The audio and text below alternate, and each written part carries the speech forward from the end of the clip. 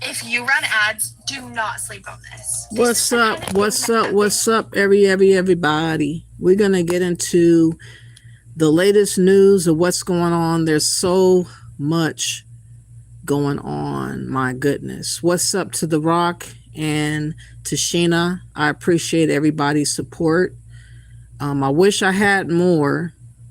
I was going to come back a few days ago, and then I just looked at, my numbers and people hitting the like, and they weren't supporting me. So I felt some kind of way, to be honest. So the only time I'm going to come on live is when I have something to say. I'm not going to come on live because I feel like, I got the support, because I really don't.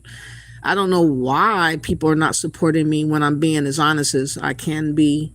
I'm in support of the righteousness of what America should be about. And a lot of people feel some kind of way. It's really odd. It's really odd to observe a lot of people that deem Black Americans to be pimpable, deem us to be bashable to the point where they think they can control my thoughts, my views, my concerns. And I'm never going to give that to none of y'all, because it's all about survival first. It's all about preservation first. It's all about self-love first. It's all about loving the people that I belong to, which is Black Americans, and then every American that are not fake Americans, which includes variations of different nationalities that are here in America that respect America for having sovereignty and having their autonomy to move in such a way where we're not going to be globalized by third world countries. We're not going to be scammed by third world nationalities. We're not going to be bullied or made into being a bitch for everybody. I know that there are a lot of people that think that all Black people that are here in America are Democrats. Well, I'm here to tell you, there's a new day upon us, and I'm a part of that new day.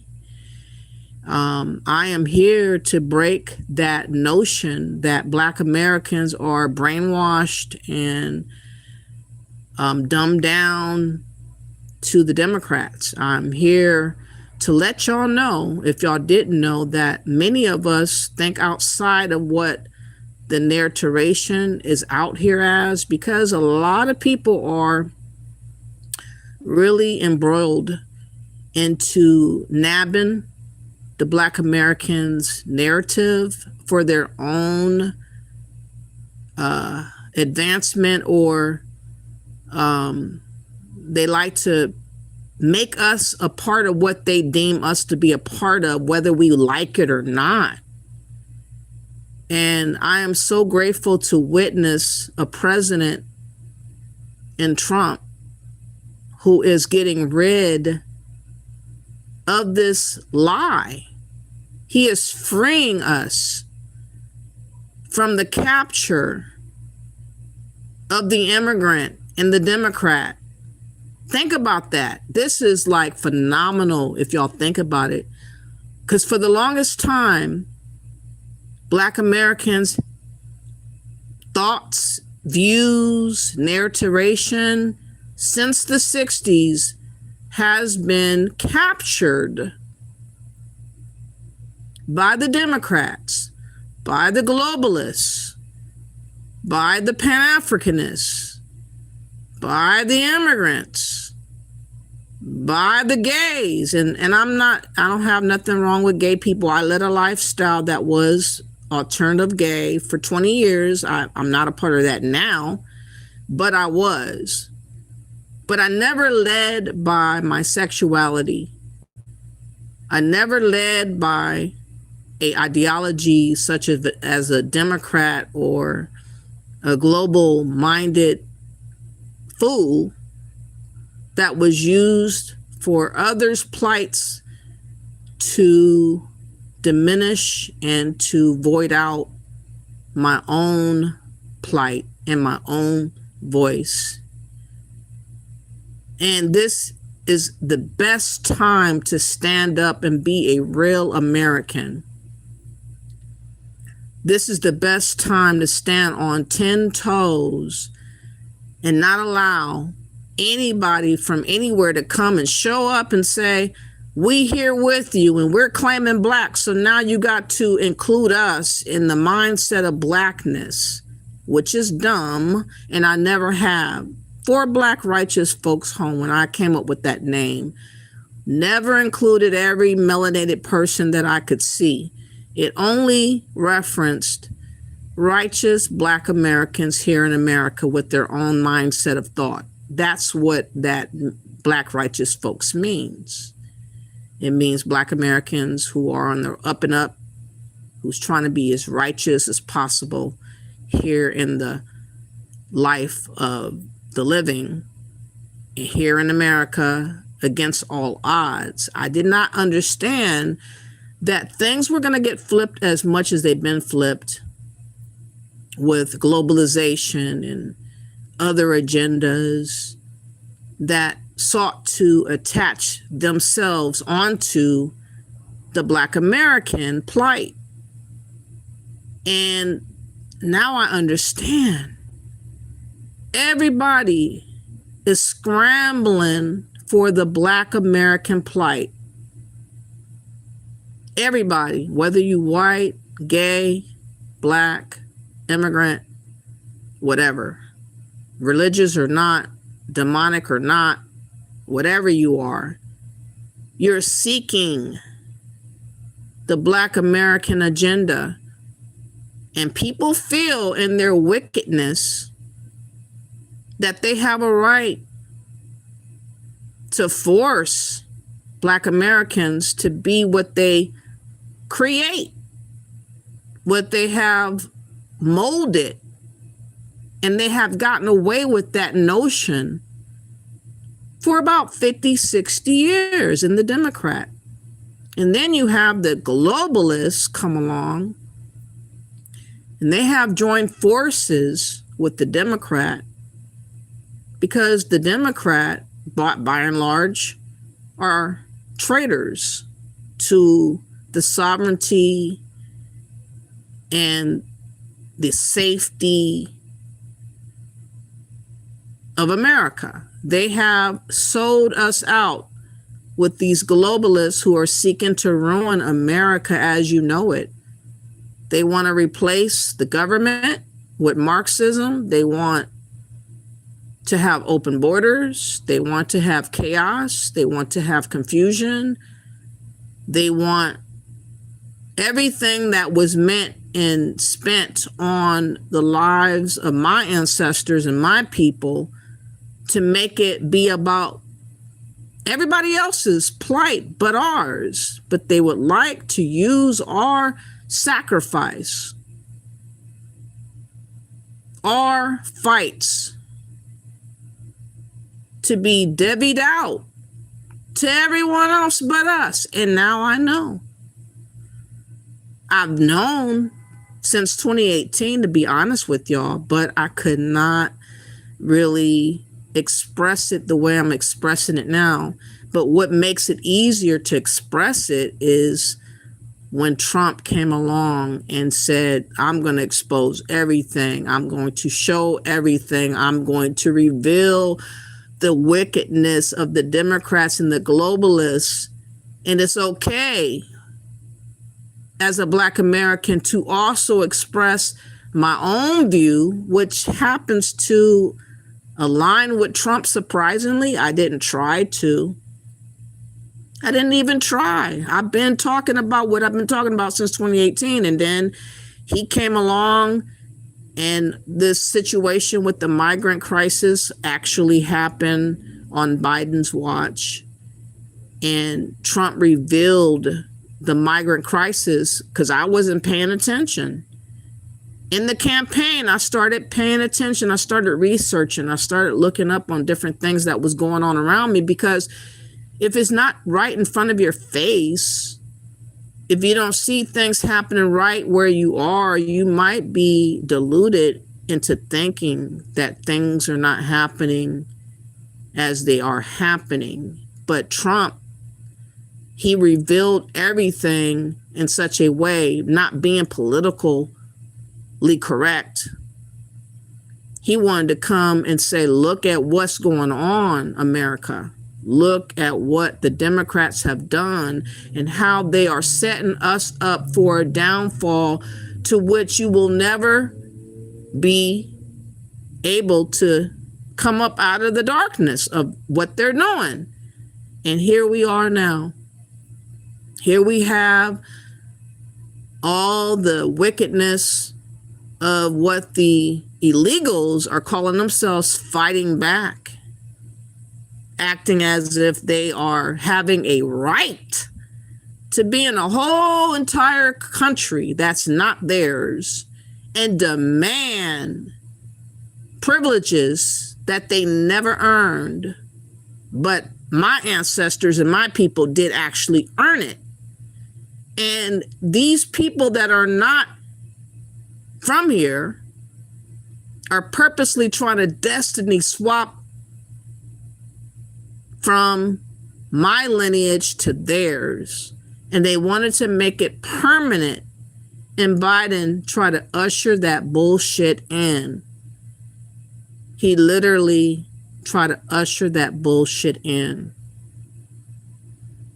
My God, where we are now. But what I want to do now is we're going to go through what Trump's been doing, because he's been doing an awful lot. My God, I cannot keep up with everything, but my goodness, I am so impressed with some of the things he's been doing thus. Not everything. I can't say everything. Some things I have a raised eyebrow about. But when dealing with these immigrants and globalists, I'm on board for those situations, because we were really falling out of favor with surviving. And people that are not from here were thriving off of the backs and the fumes of Americans against our will. That's the part y'all need to remember. Everything that's being done by the migrants was against our will. People like to use Black Americans. Oh, we wanted this and we wanted that. We wanted a little bit of stuff. We did not want a flooding of anything. We did not want a takeover of anything. We did not want to be used and spat out like overly chewed gum for other groups to advance over us and use us against us. Like, we didn't sign up for that shit. I can tell y'all now. The stuff that's been going on with the migrants being blessed with everything under the sun by the Democrats so that they can have this vote that they thought they were going to earn, and they thought they were going to cancel out the vote of the American so that they would stay in power for good. They thought they had a strategy. They thought they had a plan. They thought Kamala Harris was going to be the one that was going to win it all. They put everything on the line for her to win it all, and she lost. And it was the best thing ever, because it was not even done by the people it should have been done by, which is American Blacks. They should have shut her down. But because of a lot of us, I'm gonna be honest, I'm gonna speak for real. A lot of us are so delusional into thinking that anything that claims to be Black is on your side. And I'm here to tell y'all, dummies, wake your dumb asses up.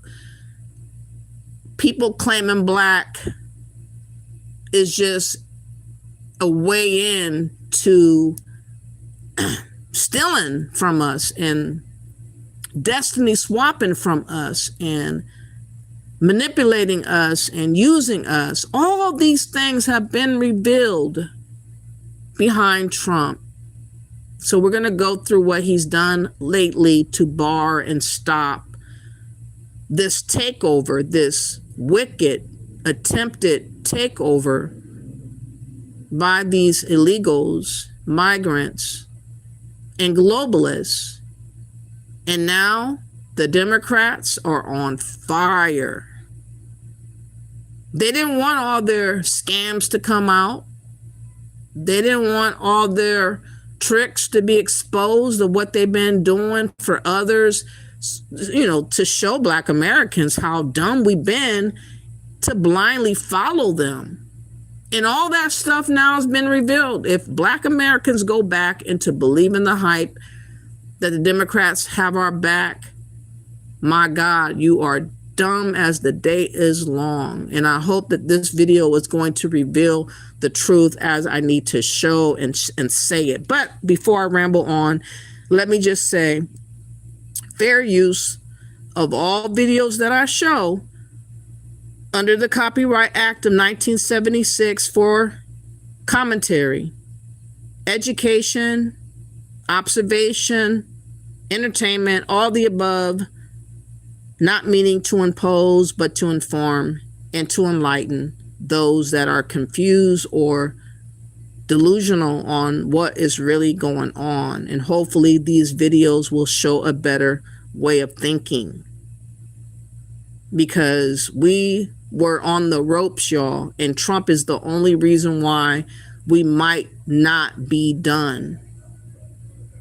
And he has done a lot to change what has been going on. And we're going to start first with the fact that Trump is willing to revoke citizenship for any nationalized immigrant who have been a part of scamming and scheming, such as the Somalians who have been defrauding citizens. They should not be given a pass. The Democrats want to protect the Somalians. They want to cradle them in their arms. They want to pretend like they never did nothing wrong. They're just victims of circumstance, and where they came from was so bad long ago, and yet we got to pretend like it's still happening to this extent that it was happening back in the 90s, and we got to protect these people even when it don't make sense no more. That's what the Democrats would like us to believe, that these people need to be protected above our safety, above common sense, above our sovereignty, above balancing everything that's going on wrong with our economy. If you listen to the Democrats, they would say humanity first and everything else last. No, you can be humanity after your shit is taken care of, after you get your shit together, and after you sort through the stuff that you need to have sorted. Then what's left, you can have charity and humanity, but you don't start off with that shit first. No, nobody does, and we should not either. And Trump's definitely not on that bullshit of giving up everything for this notion of humanity. We are not the world. That was a song, okay? In reality, everybody is scrambling to try to dip into power and to subjugate those that are sleeping and stupid to allow it. And the Democrats was allowing us to be subjugated, allowing us to be taken over, allowing us to be taken advantage of. And Trump is the only reason why things are about to change. Please hit that like, please share the video, please subscribe to my channel. I am one of the realest people that's on YouTube, although sometimes I have a harder time speaking my mind, because you know it's new to really express myself with all the things that's going on. But I have to be a voice for Black Americans, because there's so many others that are trying to pretend to be me and speak for me against me. And I'm not having it. I'm not willing to go out like that. So let's go. Another urgent priority for bringing down the cost of living. Hold on, let me get this one. I used the wrong video. Hold on, let me get it better. Anyways, this is Trump, and we're going to talk now. This video that he did, I only got a clip. I was going to show a bigger portion of the video, but I have so much stuff to show in reference to what he's doing. And there's a lot to cover. And we are going to spend at least 4 hours covering it.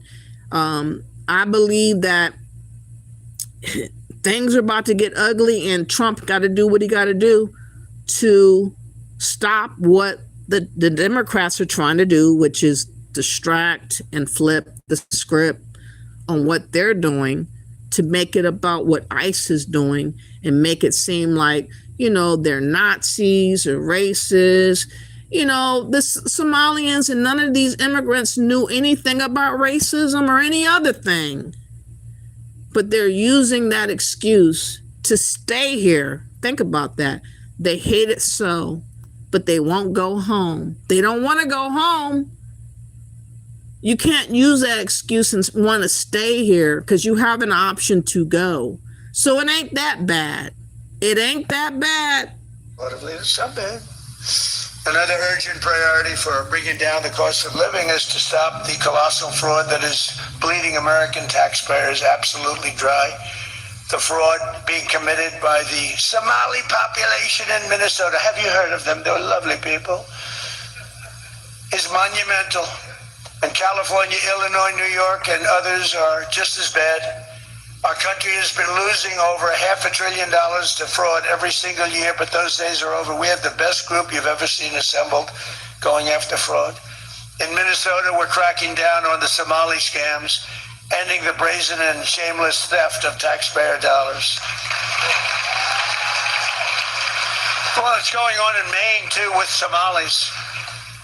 And they don't take our ships anymore. You know why? We hit them with the same missile that we used to hit the drug dealers coming in with the boats. We have drugs coming in by sea down 97%. You've seen that? And we're trying we're really trying hard to find out who the hell is the other 3%. But we have them down 97%. And we're going to start hitting them by land, too. The hard part is done. By sea, nobody's coming. It hasn't been great for the fishing industry, however. Those that have a fishing boat, they're having a hard time getting customers. But you can't have everything. Nobody wants to go on boats. Nobody wants to go like 25 miles an hour. When you see a boat with 5 engines on the back of it going 65 miles an hour, and it's loaded up with hundreds of bags that you see cellophane with white, typically it's not fishing. How about the couple of submarines we took down? We took out 2 submarines, and the Democrats say they were fishing. No, they were submarines. They build a very fast, it's a drug-carrying submarine. They have a lot of money. And we took them out, and the Democrats claimed that they were fishing. We shouldn't ruin people's beautiful fishing journey. It's unbelievable what we have to go through. It's really a shame, actually. We frozen all children's payments to those states that we're talking about, and we will now require proof of attendance in order to receive federal funding for child care or any of that. How about all these child care places in Minnesota where there is no children? They go there, they get paid millions and millions of dollars. The biggest operation in all of Minnesota had no children. And we pay millions of dollars. They're scammers. They always will be. And we're getting them out, and we're not going to pay them. We're not going to pay Minnesota. Right, Scott? We're not paying Minnesota any more money for any of that crap. It's a big scam. It's a giant scam run by an incompetent, crooked governor. He's an incompetent, crooked guy. And also, we're freezing any and all welfare payments going to illegal immigrants that will start effective immediately. So when illegals come into California, Gavin Newsom, they come into California and they send us bills for people coming in. We're not paying it. So we're working on that very strongly. Just don't pay it. As Nancy Reagan would say, just say no. Remember Nancy Reagan? Just say no to drugs. It's a little more difficult than that, I guess, right? But just say no. Additionally, from this moment forward, if you're on public assistance, like almost all Somalis are, did you see where 94% of them are on public assistance? You can't wire money out of the country back to your bank account from where you came. But more importantly, we probably aren't even going to give them the money anymore, the money going to them because of the tremendous abuse and probably illegality being perpetrated on our country. We're not going to give them the money. We're not giving them the money. It's massive numbers of people are scamming our country. You know, they came from. And it's the right thing to do. We're not to be used up like we are holes for Somalians or any other immigrant group. Of course, you can't let them get away with stealing money and storing the money abroad there in UK or in Kenya or wherever else they have harbored their monies and stowed it away. No. Wherever that money rather went, it will be sought after and retrieved and taken back away from the fraudsters, as it should. They had a good thing for about 7 long years. They had it going on where nobody said a word about nothing. Nobody checked in on nothing. Nobody oversighted to look to see what the money was doing and for what purpose. They just took the words of people that talked very gentle and very quiet like, and they just perceived that as being honest and true, like some fucking dummies. And these people were so emboldened to be such thieves and pirates to where they didn't even have to even pretend. They just said they had hundreds of kids in schools or daycares, and they were barely anybody, if any at all. They claimed to have situations for kids that had autisms, and by the hundreds, or not hundreds of thousands, but thousands of them, to retrieve hundreds of thousands of dollars, if not millions. Nobody checked in. No doctors were sought after to write off on these kids with autism. Nothing. They just claimed to have kids with autism, and they were just given a blank check to these people that are barely in the country. What, 30 years, if that? And you got vets that are veterans that are actually homeless or struggling with PTSD. You have Americans that haven't seen a break in about 10 to 15 to 20 years because the Democrats were all obsessed and fuming over illegals and immigrants and have basically discarded Americans as being nothing to them. Nothing at all. But they flowered and showered the immigrants with everything under the sun, including blank fucking checks, y'all. That's the part that's really flipped me out, because I always just imagine anything that you would get from the government, you had to show so much proof to prove you were definitely in need, you were verified, you were approved, you went through some type of system or procedure or process, different levels, and somehow the Somalians never had to do nothing but just say it was so.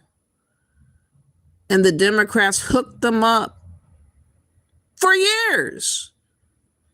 And now that the cat is out the bag, they're scrambling about trying to make this about anything else but what they've been a part of, because they don't want all their names to be exposed. They don't want all the monies to come out and be shown in their bank accounts. So they're trying to twist and turn the storyline to be about the ICE agents as being these Nazis, and none of that stuff is real. Any other country would not allow millions upon millions of illegals, people unvetted and unknown, to just take over without something happening about it. But somehow America is supposed to just allow any and all people from anywhere to come over here. And when you say get out, and if they decide not to get out, you're somehow supposed to just handle them like they're little tiny little babies or toddlers. I'm so glad we have a no-nonsense president that is not taking that bullshit from nobody. Because that's the same attitude I would have as a president. You got to get the fuck out. You've been warned. It's been now close to 2 years. Now it's time to crank it up. Okay? We're not playing no more. Let's go. A place with nothing. And they come here and they drive around in Mercedes-Benz. You know, the Mercedes-Benz dealers do well in that area of Minnesota. Can you believe it? They have nothing. They get welfare payments and they have Mercedes-Benzes. It angers me so much, but we're going to straighten out our country. This was done under Biden and Obama, very much under Obama. It all started under Obama. And we just can't. We've got a great country. We're not going to screw it up. But this was one of the great scams ever. They have the same thing, Somali in Maine. Who would think? I never saw that happening. But in Maine, it's really crooked as hell too.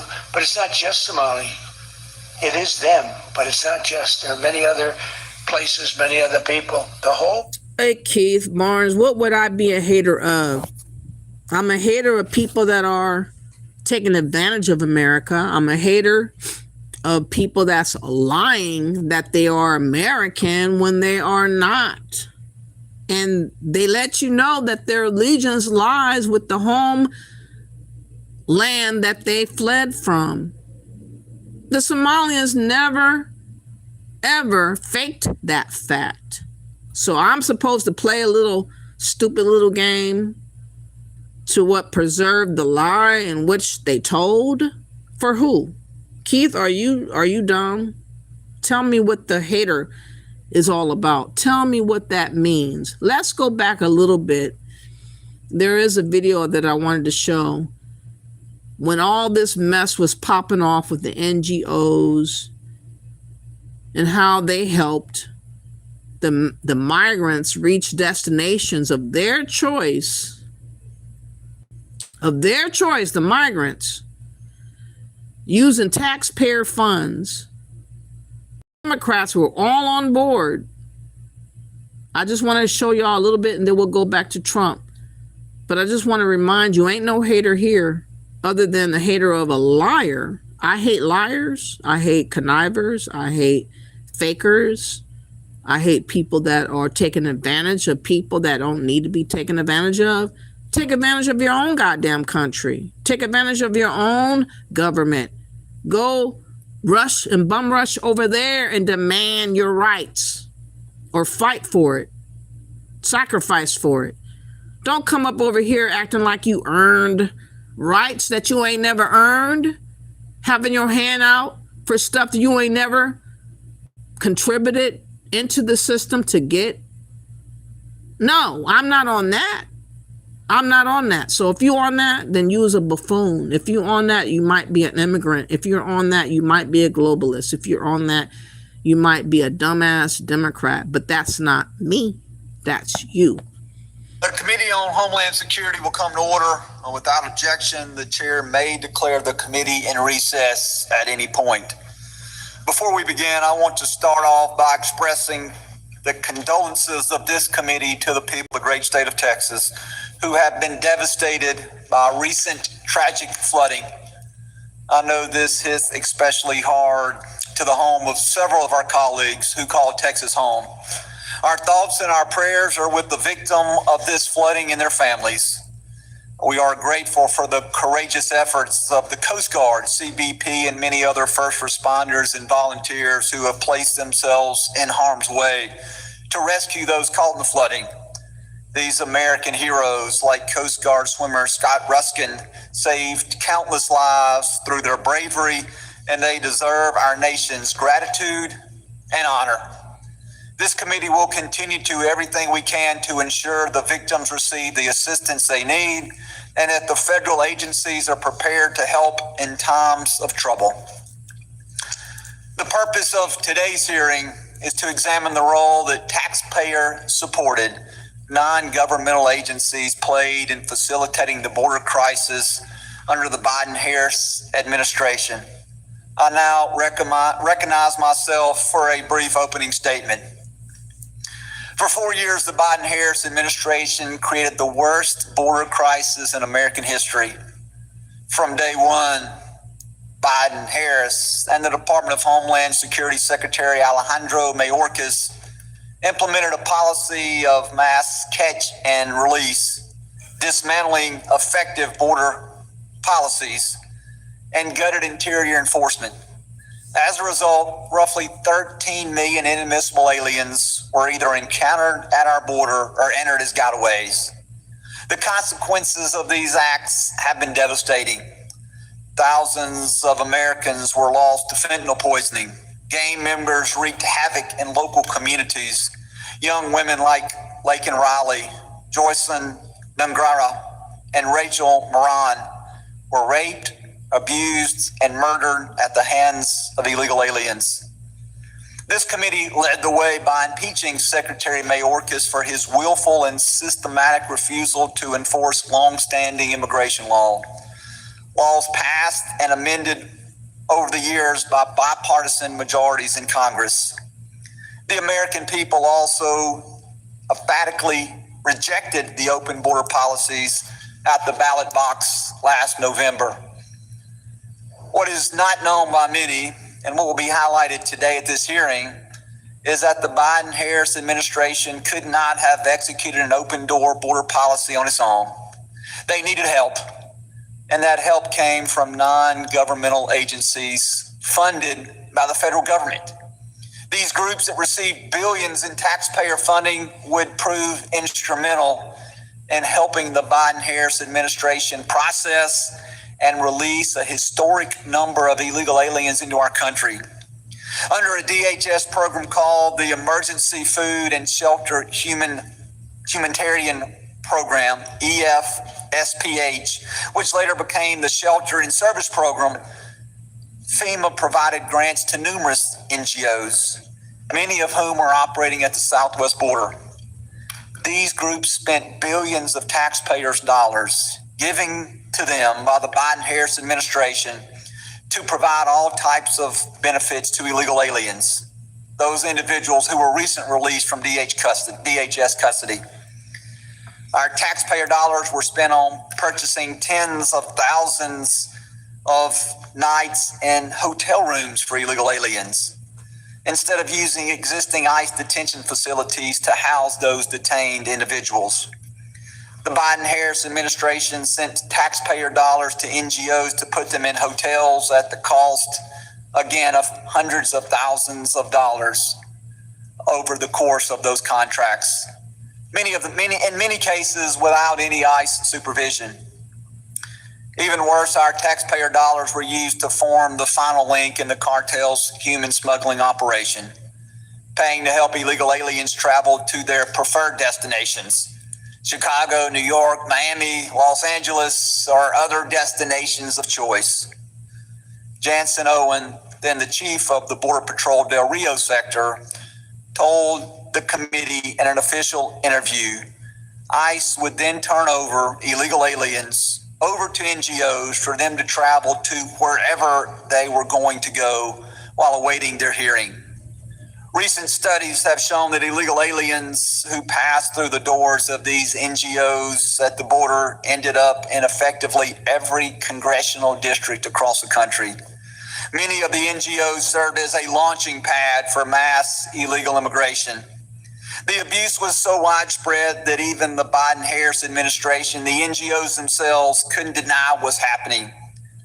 In June 2022, when DHS officials said that the department will continue to closely coordinate with and support NGOs to facilitate the movement of any individual encountered at the southwest border. John Martin with the Opportunity Center for the Homelessness, an NGO in El Paso, said that his organization works with illegal aliens to, quote, facilitate travel to destinations of their choice, end quote. I mean, these people were organized, they were structured, they were committed. People were paying into this fraudulent, wicked phenomenon of allowing illegals to come to America on purpose. And where was the voices of the Democrats at? Now they're speaking hella loud, shrilling all over the place, screaming all over the place, acting a fool, looking crazy as hell, looking retardos out in the middle of the street with the ICE agents. But where were they when millions of illegals were flooding into America? Nobody said a word, not nan time. The Democrats had nothing to say because in their mind, everything was on the right path because they were doing the takeover. And they thought that just talking about humanity would suffice for what they were allowing to have happen. A freaking takeover, y'all. Like, who does this? The Democrats. And please note that many Americans, including Black Americans, are not on the side of what has happened, but they love to throw Black Lives Matter. I'm hearing Black Lives Matter now has made a reemergence after being called out for scammers that they are. Now they made a comeback talking about the immigrants' lives matter and trying to use Renee Good, who, rest in peace to her, but she made the wrong decision in pressing the gas in front of an ICE agent. And that vehicle could have taken that agent out, and the agent did what he deemed to protect him from what he perceived danger, unfortunately. But the Democrats want to use her losing her life as a way of revamping this notion of inequality and unfairness and racism and discrimination and all these things that they use, or they know that what George Floyd went through is not exactly the same thing in which Renee Good went through, because George Floyd was in the arms of the authorities, already hemmed up, already unable to get out of the hold that he was under. And we witnessed George Floyd's life be taken away from him, 9-10 minutes after being under the control of the authorities by that police officer that decided to do what he did. The difference is Renee Good decided to do what she did because she was a part of a wicked organization. I think the Watch List. What was it called? I said it on the last video, something about Watch, but it's a organization that watches out for the ICE, and they purposely go and antagonize the ICE agents. They purposely get in the way. They purposely make noise. They purposely disrupt. They purposely try to cause chaos. They are like gnats flying around and doing the most, but it's very chaotic and unpredictable and dangerous. And in a vehicle, it's a way more uncertain, and it's escalating the activity of the ICE agents, unfortunately, because of the fear of what could happen behind people in their vehicles. There's a lot of people that's doing the most. In fact, there was another ambush, I believe, that just recently happened. Let me see if I can find that video. Just yesterday, I believe. And I believe that this is going to warrant President Trump to really do something that people are not going to like. He's talking about an insurrection act. What's going on in Minnesota is very disturbing and chaotic. And you cannot have that type of thing go on and on and on and indefinitely without trying to pump the brakes of the bullshit in which these anti-ICE agent protesters are allowing to have happen. He is going to have to put the Mac down and stop the protesters there in Minneapolis or wherever they are to stop their retarded bullshit that they've been pulling. Here's been lately another shooting that happened, was it in Minnesota? Let me see, Minneapolis, whereby a ICE agent actually shot a Venezuelan migrant there in the leg. And it's just getting worse and worse and worse. And Trump's going to have to do something a lot more severe behind the mentality of these protesters, which is trying to go for broke. They're trying to put everything out on the table. They don't care about how they look. They don't care if they're actually wrong, because a lot of them have been paid to be protesters and disruptors and chaotic, just pathetic protesters that are just doing the most for what? I don't know. I don't get it. I would never put my life on the line for illegals and people that are scamming all over the place. Hell no, I don't want to be connected to none of that. I don't want to risk nothing pertaining to these people doing too much. For what? And I wish Renee Good would have thought as I wish that those that are thinking like her would reconsider, because it's really not going to be worth it in the end. Trump is going to do what he got to do, whether you like it or not. Y'all need to get used to that fact. Protest in Minneapolis after a federal agent shoots a Venezuelan man. It comes 1 week after the deadly shooting of Renee Nicole Good. Christina Pham joins us live in the studio with the latest on the story. Christina? Cindy and Mary, the Department of Homeland Security says its officers were conducting an operation in North Minneapolis when one of them was attacked by men with shovels. They say that officer, fearing for his life, shot a Venezuelan migrant in the leg. That migrant and officer were taken to the hospital. Protesters clashed with law enforcement overnight in Minneapolis after yet another shooting involving federal immigration agents. The city's mayor, Jacob Fry, blaming the chaos on the Trump administration. This is not creating safety. It's certainly not creating safety when a huge percentage of the shootings that have taken place so far this year in Minneapolis have been by ICE. The Department of Homeland Security says its officers were conducting a targeted traffic stop of a Venezuelan migrant Wednesday night when the man drove away, crashed into a parked car, and then ran on foot.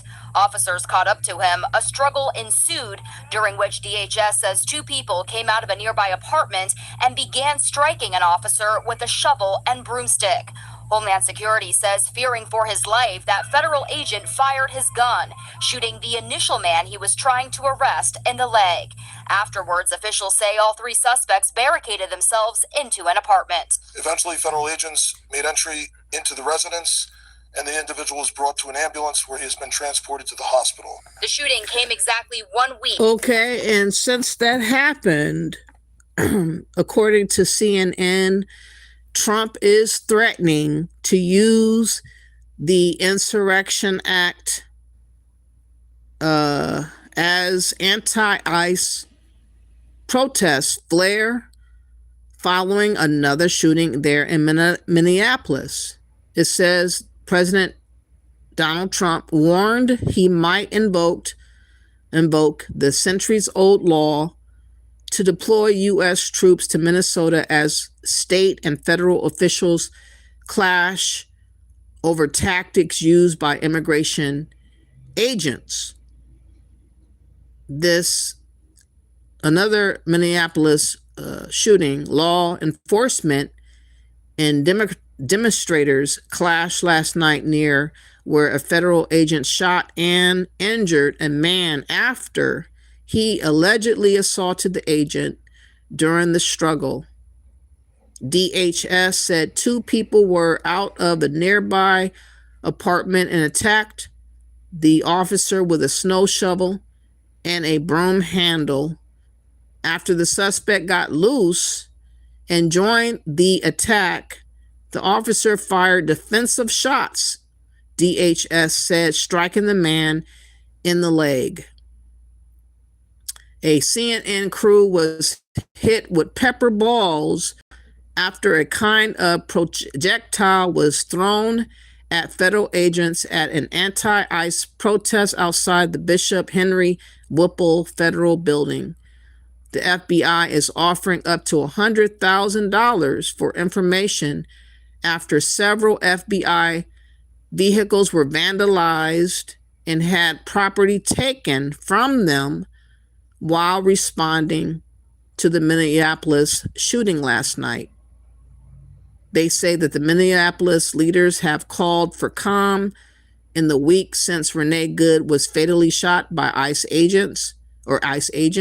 The shooting sparked nationwide protests and prompted the Trump administration to send in hundreds more agents as part of its coast-to-coast immigration enforcement crackdown. Court fights.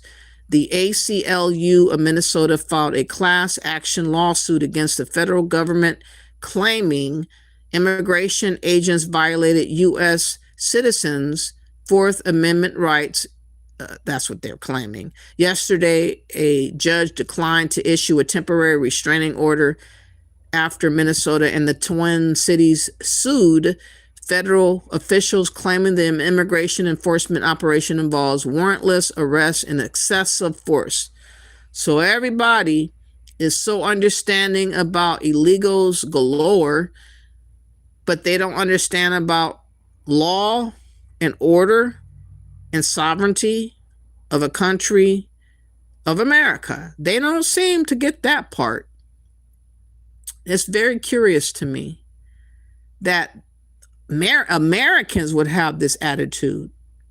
It's very, very weird. Let me see what you guys have to say in the chat room, and then I'll get back to Trump and what he was talking on. I just wanted to let y'all know that it's getting hot out here, and Trump's not playing.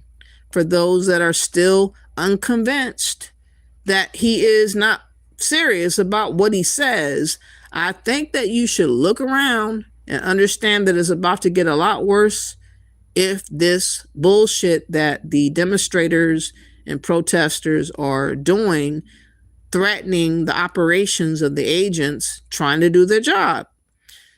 You know, just comply. Many of times I have heard when Black Americans were targeted by police officers, when people were told to like get out of their cars when they were stopped by police officers, everybody would just simply say, why can't the Black Americans comply? Why can't you just take orders? Why you got to scream and yell and say no? Why you got to escalate stuff? Well, the same can be said about these illegals too. They're not to be treated as if they're precious in my eyes. If you guys don't deem us precious, I'm most certainly not deeming you precious. Comply with the authorities. They told you to stop and get out the car or show some proof of who you are. Comply. Why you get to argue with them? Why you get to get away with that and I can't? Make that make sense. I'm the American. You're not.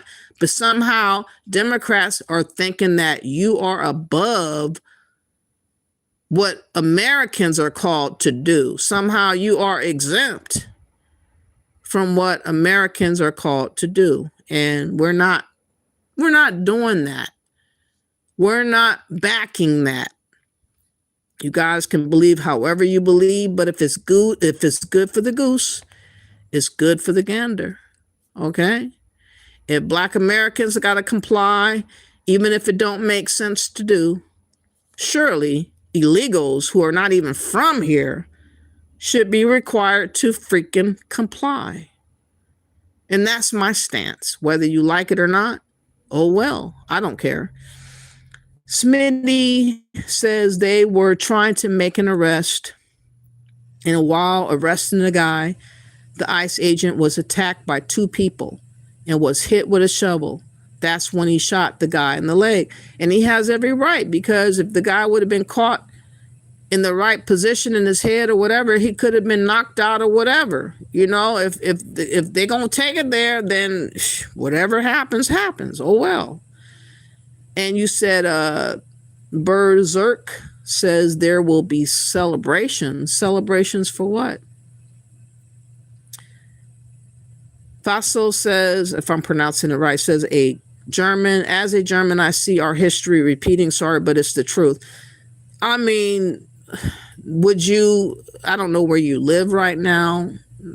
Are you in Germany right now? I understand people would like to compare what happened way back when, but we have a situation where people that are not from this country are causing issues in the country that they are bogarting and trying to take over. I don't think that's the same.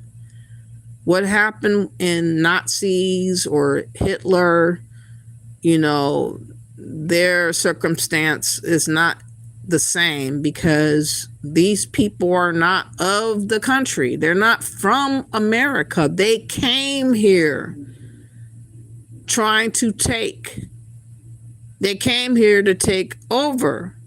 They're not going to be given a pat and a hug for doing what they did. They're not to be treated like they're precious little innocent little babies. I'm sorry if you look at it that way. I mean, I'm not on that.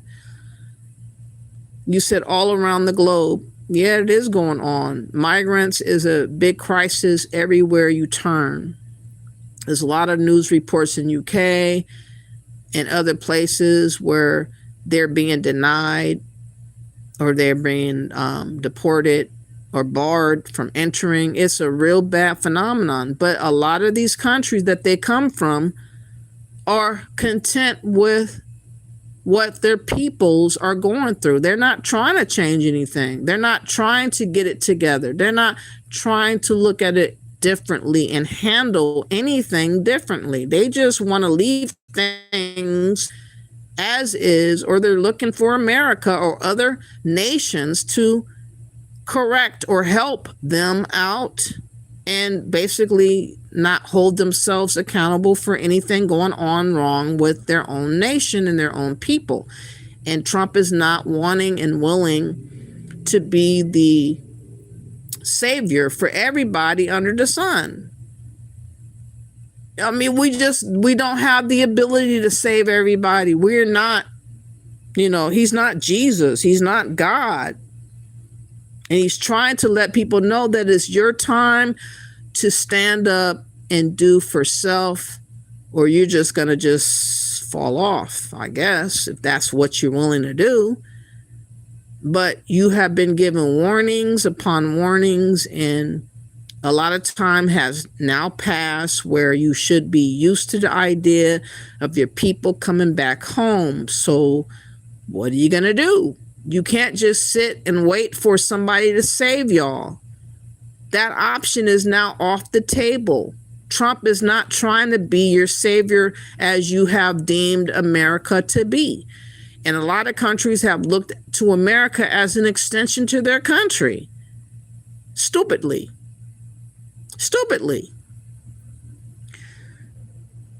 James says, then they will tell American citizens, hand over your Second Amendment or else. Yeah, they'll do that too. And that's what they're trying to work on. They're trying to make us like we are not even citizens of America, like we're not the people that's deserving of rights anymore. They're trying to forfeit our rights and to hand them over to illegals. And I don't think that that's something we should be doing. I'm not down for that. I don't speak another language. I don't even know what that means. I'm sorry. Girl, why are you talking like Trump gives a shit about you? He may not give a shit about me, but by default, Marcio official, he has to give a damn about me because I'm still an American. So whether he likes it or not, I'm still an American. And if he takes care of American affairs, by default, I will fall into what he's doing right for America. I don't believe that he's thinking about me all the time. I don't think he thinks about me first. But by default, because I am an American, I will be included in what he does for America. If you assume I'm supposed to believe the Democrats have my back, that's a fucking lie. Democrats have not done nothing for Black Americans forever.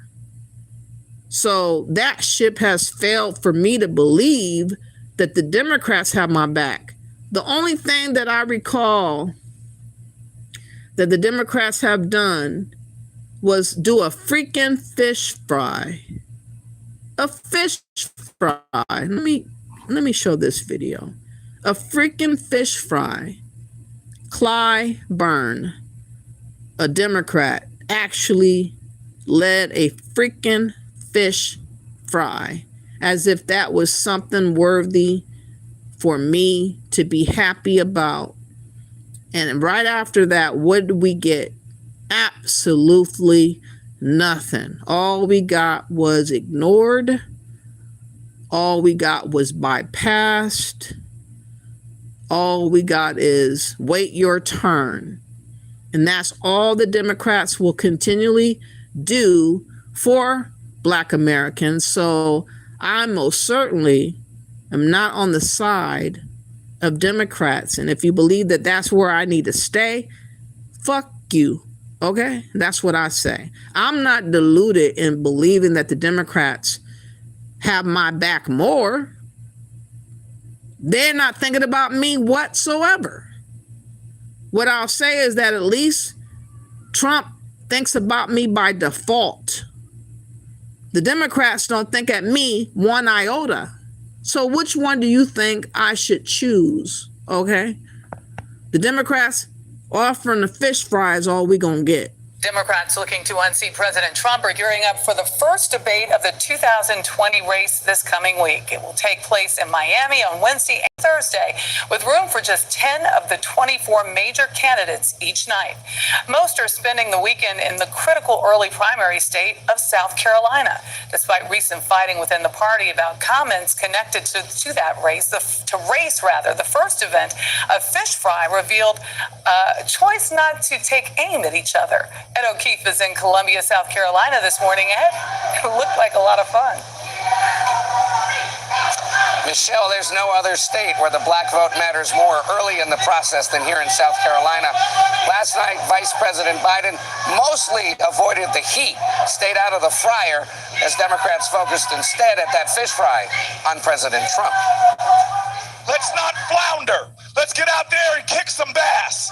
Thousands waited in South Carolina's capital on the sweltering first day of summer to sample 4,400 fish sandwiches and more than 20 Democratic candidates. Congressman, that is some damn good fish. We know that we've got hot fish and cold beer, two of the best things in the world. In matching T-shirts, the Democrats... But I'm supposed to be thrilled and impressed by that. That's what the Democrats literally offered to Black Americans 6 years ago against Trump, was a fucking fish fry and nothing else. They wanted our vote. They wanted us to be committed to them. They wanted us to sacrifice everything we believed in onto whatever they sold us. And literally, after the fish fry, the Black Americans got nothing.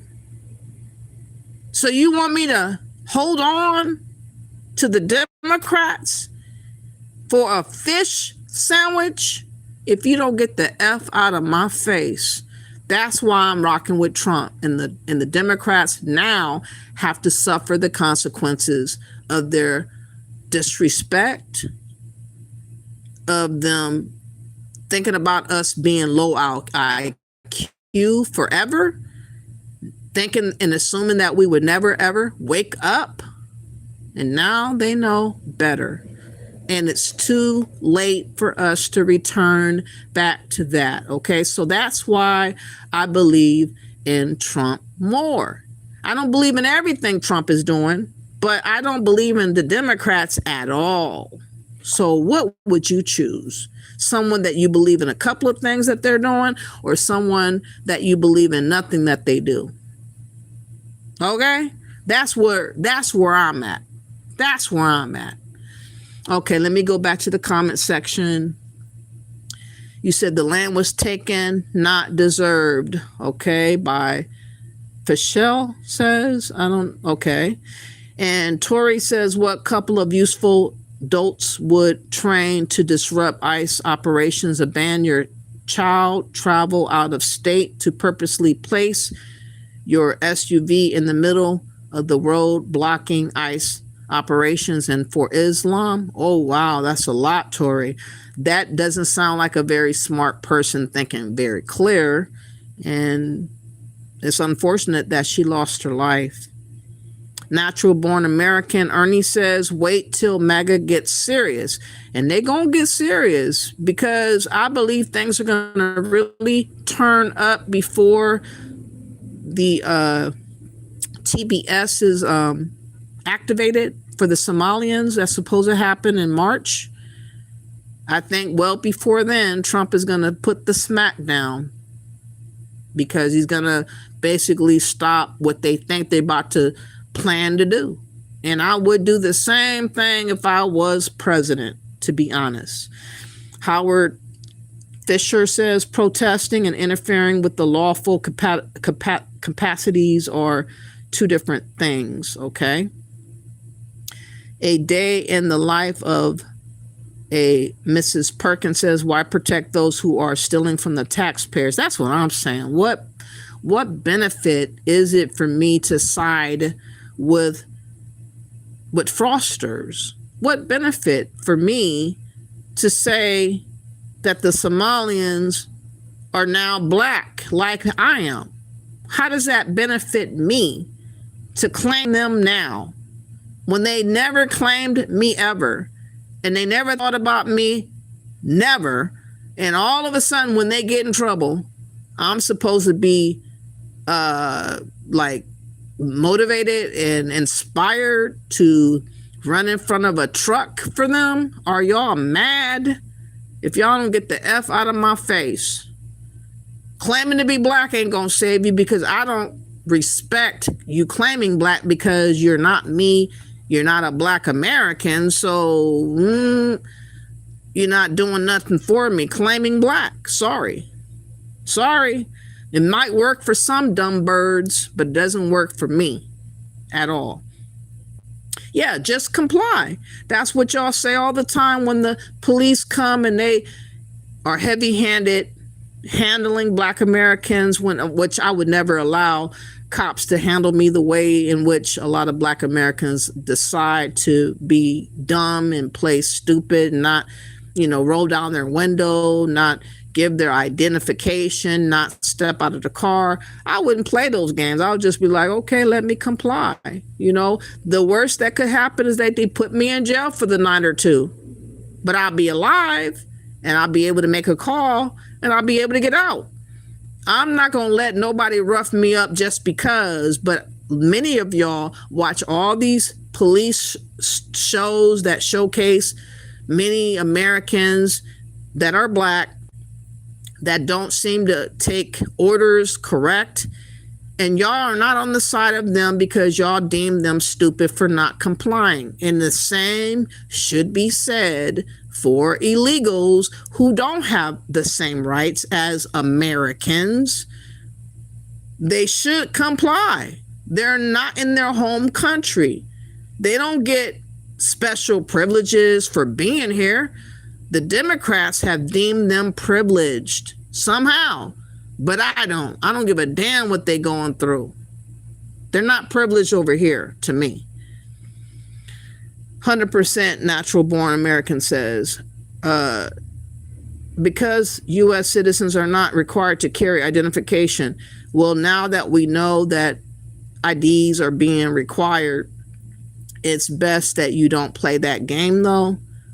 It's best that you just have on you the right identification so that you do not be assumed to be something else that you're not. Why go through something that you don't have to go through? Just have your ID.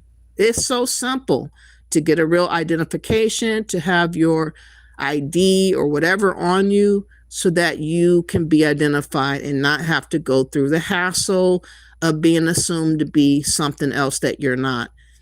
I think a lot of times, a lot of us challenge authority for no damn good reason. Like, why put yourself out there to be a bother or burden for a situation that's very simple? It's not that hard to carry an ID in your damn wallet or your purse.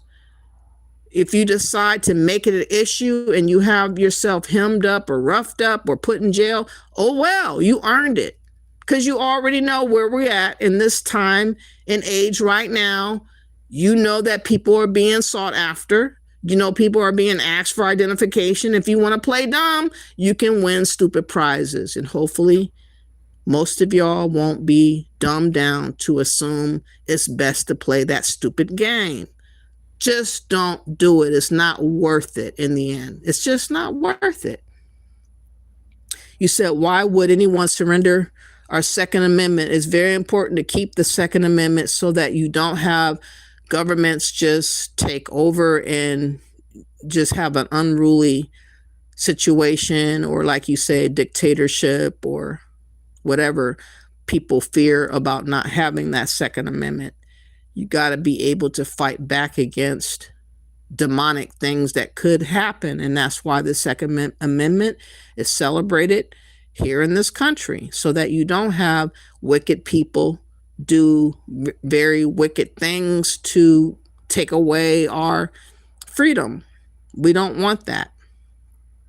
You said, we the people refers to the citizens of the United States, not the citizens of the world. Illegals don't have constitutional rights. Exactly, natural-born American. I don't believe in this notion that I'm a citizen of the world. That's a globalist ideology. Those are globalists that are trying to think in terms of everybody from anywhere sharing the same rights as everybody, because they want an advancement or an advantage in somebody else's shit that they didn't even earn. How you going to say you got the same rights as me when you didn't sacrifice like our ancestors sacrificed? You don't get to get rights and privileges when you never earned nothing in that land that other people's ancestors earned. You don't just waltz in and collect on things that other people actually bled for. But that's what globalists would like us to look in the lens of, like, everybody from anywhere. We're all citizens around the world. We're all equal. If you don't get the hell out of my face with that stupid shit. The only people that benefits are the people that don't belong in the freaking country that they're invading. I'm not giving up my rights for you.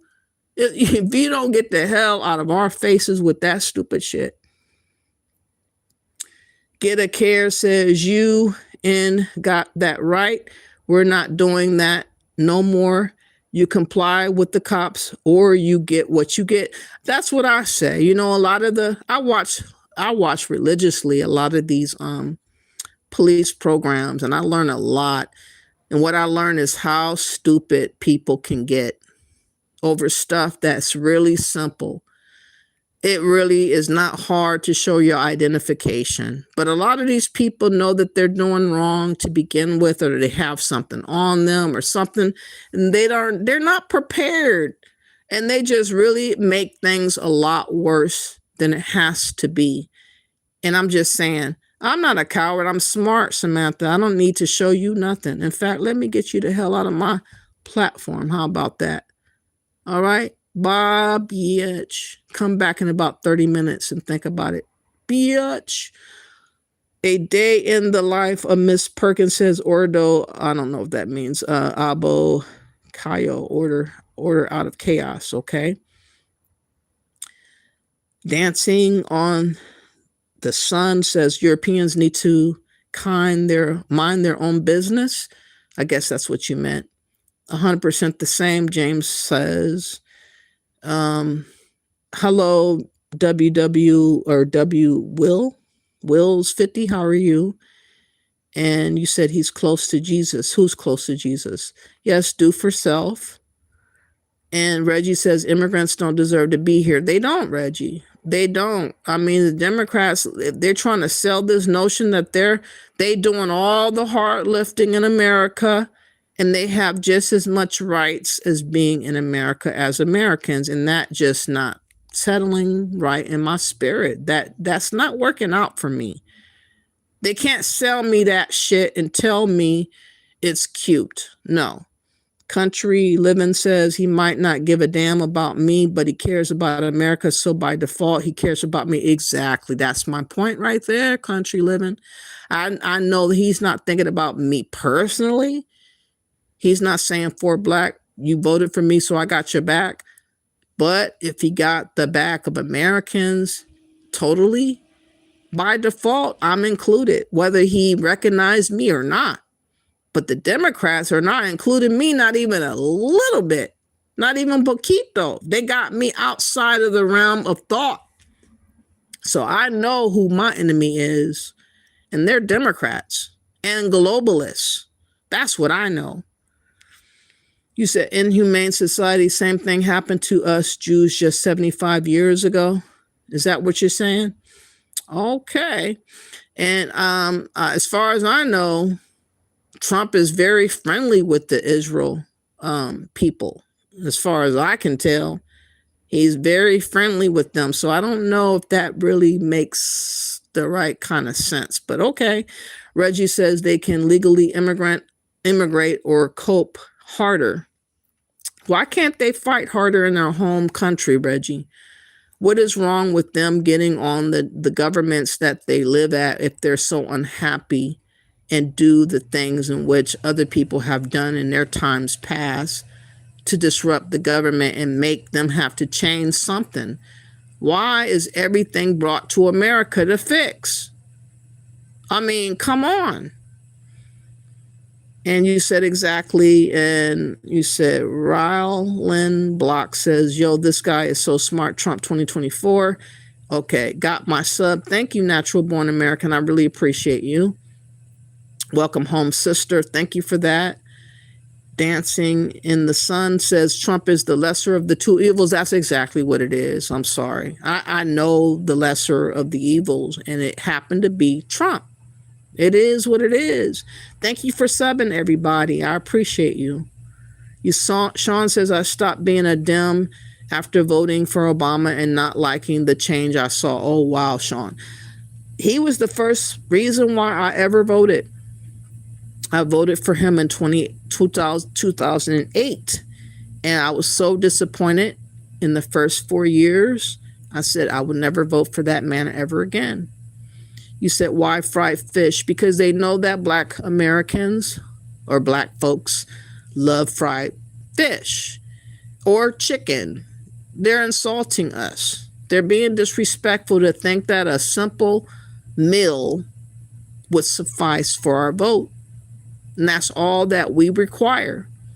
While other groups of people get tangibles, that get actual monies and actual stuff to help out their home country, or they get businesses, they get loans. But we wanted a fish sandwich. Okay?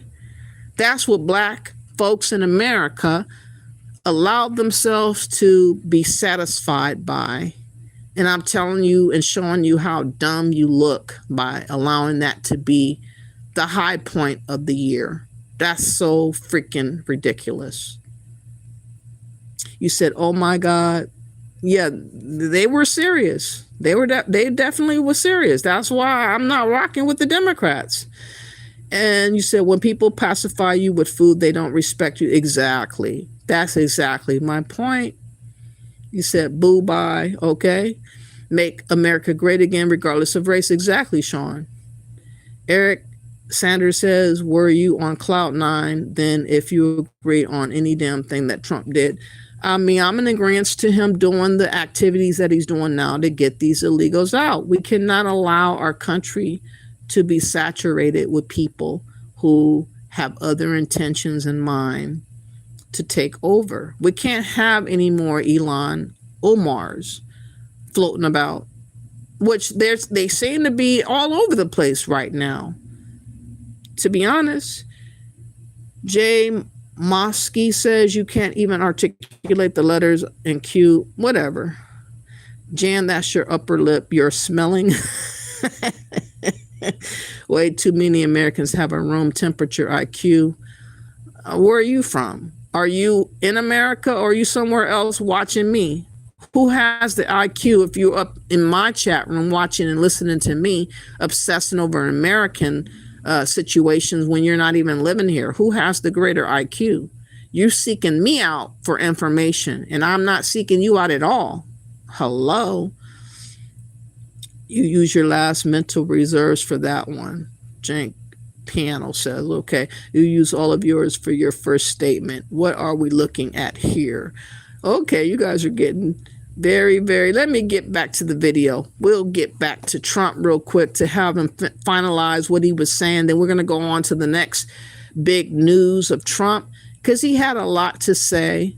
He did a very big move lately, a few big moves that's really affecting these illegals and immigrants who were comfortable hiding behind Black Americans, using us as a scapegoat where they could camouflage and hide behind and never had to worry about themselves ever being called out. And now that option is gone, they're being exposed and shown to be what they've been all along. Obama, very much under Obama. It all started under Obama. And we just can't, we've got a great country, we're not going to screw it up. But this was one of the great scams ever. They have the same thing, Somali in Maine. Who would think? I never saw that happening. But in Maine, it's really crooked as hell too. But it's not just Somali. It is them, but it's not just. There are many other places, many other people. The whole country. If we stop this fraud, this massive fraud, we're going to have a balanced budget. That's how much money you're talking. We'll have a balanced budget without all the growth I'm talking about. And then you add the growth, we got one hell of a country. We're giving 90-day notices to places like California, Scott. Right away, we're going to send out that notice. Who would bill the federal government as people poured into the state to send those people back because no country can afford to do it? No country can afford to take in millions of people, pay for their education, their health care, their hospitals. You just can't do it. And we all have a heart. You can't do it. But many of those people are murderers. They're people released from jails, prisons, mental institutions, insane asylums. They're people that are drug dealers. They're addicts. Additionally, starting February 1st, we're not making any payments to sanctuary cities or states having sanctuary cities because they do everything possible to protect criminals at the expense of American citizens, and it breeds fraud and crime and all of the other problems that come. So we're not making any payment to anybody that supports sanctuary cities.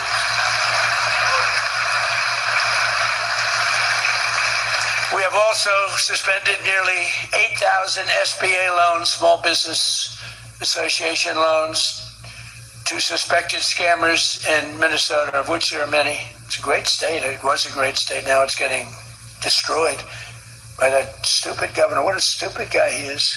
But he's a crook. I mean, he's an incompetent guy, but he's a crook. He allowed this to go. You can't have corruption on a scale that nobody's ever seen before, and you're sitting as a governor and you don't know what's going on. It's impossible, even though he's a stupid guy. We're investigating large-scale visa fraud, and the Department of Justice has already charged nearly 100 people in criminal conspiracies in Minnesota. They're all over the place. Last week, we announced that I'm creating a brand new division at the Department of Justice, a legal strike force led by a really tough, smart new Attorney General for fraud. He's a fantastic young guy. He's so impassioned to do this properly. We intend to imprison any fraudster, politician, or public official involved in these sick plots to loot and pillage our country. Think of that Ilan Omar. She lives in Somalia. They don't have a government. They don't have a military. They don't have police. They don't have anything. All they have is murder and robbing ships, bringing in ships, pirates. That's stopped. Same missile. Ping. That's the end of them. It's amazing how that can stop corruption. Those missiles, they never miss, you know. The same one, exactly the same one. But think of it, she comes from a country with nothing, and she comes here and she tells us about our Constitution. I have a constitutional right to rip off the country. I guess she's a total scam artist. Anybody knows it. How do you let her get away with it? AOC +3. She was one of the three. They're all scammers. They're so bad for our country. They're so bad for our country. Our ICE operation in Minnesota, for example, is finding hundreds of killers, violent predators, and child rapists, some of the worst criminal offenders anywhere in the world, murderers all over the place. All we want to do is get them out. Did you see the pictures that we put up? Hundreds of them. Murderers wanted for murder, wanted for the worst drug selling. One of them is one of the biggest drug dealers in the world. And vicious, sells bad drugs too. Bad drugs, like if you take a tiny little morsel, your child is dead. And we're getting them. But it's hard to get them because they make it so impossible for you. And you wonder why. Why would they do that? You know, do they want to live with murderers? Do they want to live with these people that are emptied out from prisons? They have a lot of people. One of the reasons I was so angry with Venezuela, they emptied their prisons almost entirely into the United States of America. Tren de Aragua was the gang. One of the worst, probably the most violent gang there is anywhere in the world, they say. We get them out. We've got a lot of them out already, but we're getting them out. We're also going to revoke the citizenship of any naturalized immigrant from Somalia or anywhere else who is convicted of defrauding our citizens. We're going to get them the hell out of here fast. And if you come to America to rob Americans, we're throwing you in jail and we're sending you back to the place from where you came. We're throwing you right in jail. And they know it too. And one of the reasons they're doing these fake riots, I mean, they're just terrible. I mean, you see it's so fake. Shame, shame, shame. You see the woman, that's all practice. They go practice. They go to areas, they take hotel rooms and they all practice together. It's a whole scam. We're finding out who's funding all this stuff too. We pretty much know. But in conclusion, as we liberate our country from this cultural scourge and the plague of corruption and fraud, we'll rediscover the natural energy and native spirit that truly makes America great again, like we're doing with Detroit and Michigan. If we get rid of fraud and do our job properly on the trillions that are being extorted out of our country from corrupt and incompetent governors like Gavin Newsom, J.B. Pritzker, and Tim Walz, we will very soon have a balanced budget, and that's the kind of money that we're talking about. We're talking about massive amounts of money. Our country wasn't built by people who tried to lie and cheat and scam their way to success. It was built. And I concur with everything he had to say. I don't hear nothing that's out of order. I mean, are we supposed to be allowing anybody from anywhere to come and just scam us, and we're supposed to just sit there with a smile and just allow it to happen unconditionally for how long? Like, come on. They were given the go for about 7 long years to defraud America. Like, nobody got in the way of it. And now networks of these scams are being discovered, and the Democrats are fuming, and they're trying desperately to change the narrative to be about the white man, racism, trying to hope and pray that Black Americans going to come out because of hearing the word racism, hearing racist, hearing Nazis, and none of that shit is working. You guys are hella shook. All the stuff you thought we were conditioned to do like it was nothing.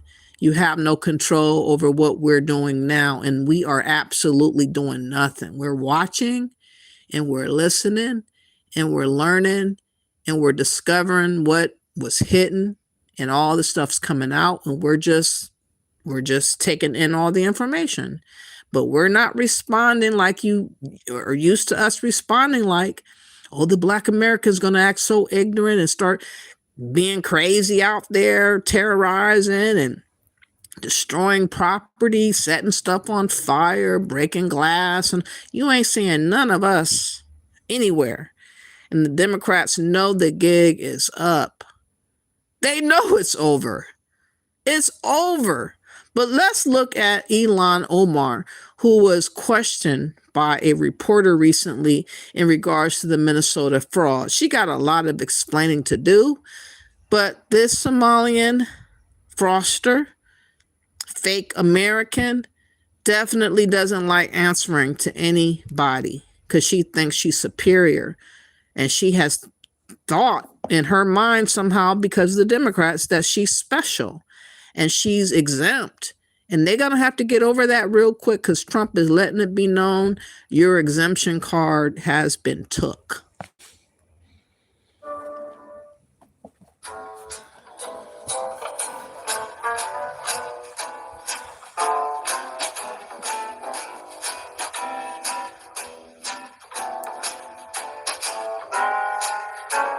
Congresswoman, Republicans have repeatedly stated that you committed immigration fraud. Are you at all worried about a formal investigation that could perhaps lead to your deportation?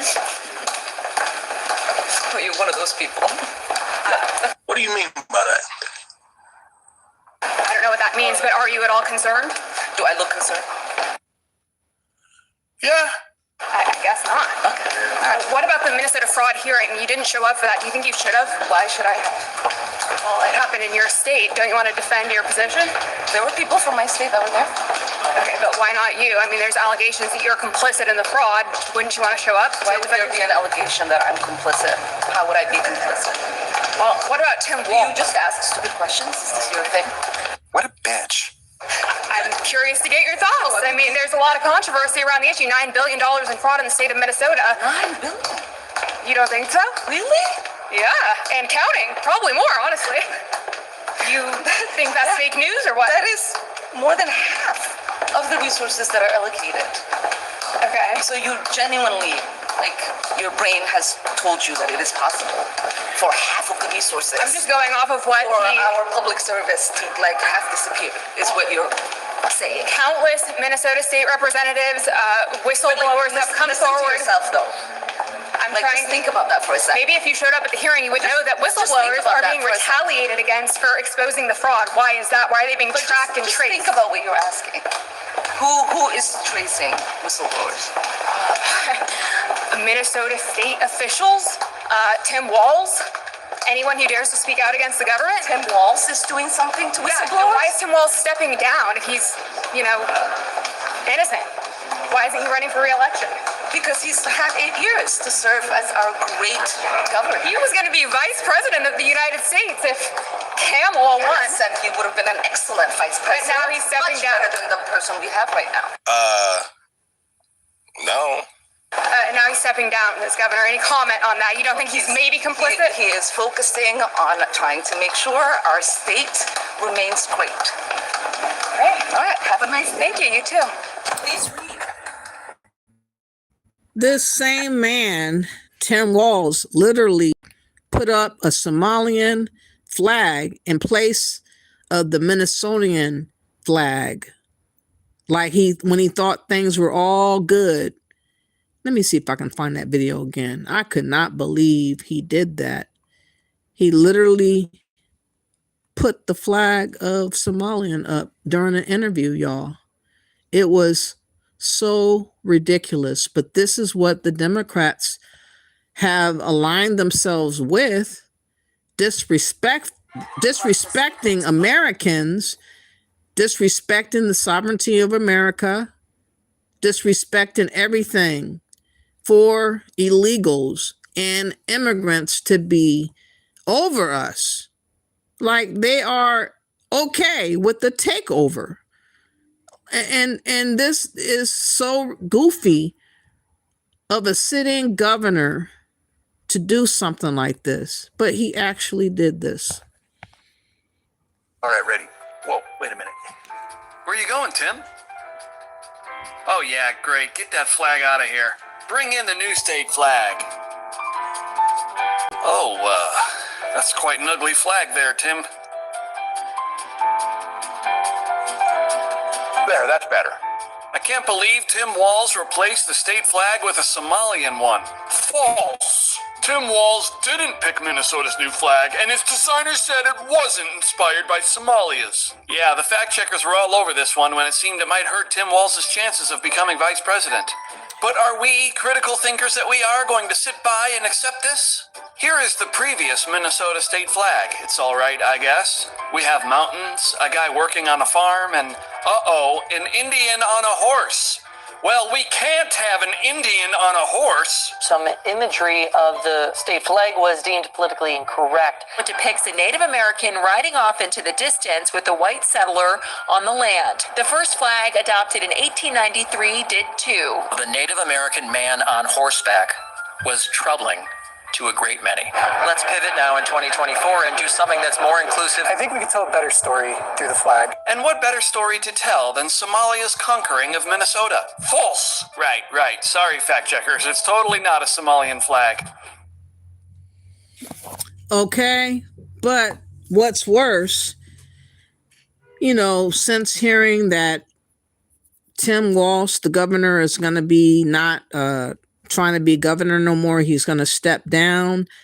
He needs to be, in my opinion, in jail. But here he is addressing the crackdown of the ICE agents. He did a little clip yesterday, and I want to play that real quick to let you see the mindset of Democrats. Again, they want to be about, we need to be neighborly and loving of our neighbors. People that are not from here, we got to put them on high esteem and pedestals over everything else. And these people think that we're supposed to be rocking with that mindset, and we're just not going for that. We're not going to be useful fools for Democrats. Wake y'all dumbasses up if you are still dumb. Okay?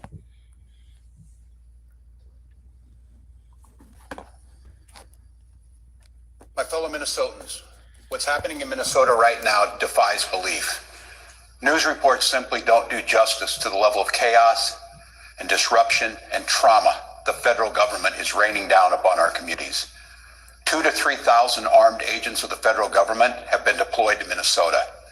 Armed, masked, undertrained ICE agents are going door to door, ordering people to point out where their neighbors of color live. They're pulling over people indiscriminately, including U.S. citizens, and demanding to see their papers. And at grocery stores, at bus stops, even at our schools, they're breaking windows, dragging pregnant women down the street, just plain grabbing Minnesotans and shoving them into unmarked vans, kidnapping innocent people. Mind you, he's calling illegals also Minnesotians. Illegals are not Minnesotians, okay? So he's trying to confuse by using that terminology to include illegals in the middle of that, which is very dishonest, as Democrats are. They want to play dumb, like they don't understand that people have come over here to take over and take advantage of America. But we're supposed to be the bigger person and think about humanity. Oh, they struggling people. We got to take care of them, not our own. We ain't got to take care of Americans. We got to take care of people that's not even from here, to be a bigger person for humanity. Okay? We're not doing that. Dumb birds are going to do that, not people that are trying to maintain sovereignty of their country. We do not want third world people taking over America. I don't give a damn if you have an issue with it, because you're not thinking very clearly. No warning and no due process. Let's be very, very clear. This long ago stopped being a matter of immigration enforcement. Instead, it's a campaign of organized brutality against the people of Minnesota by our own federal government.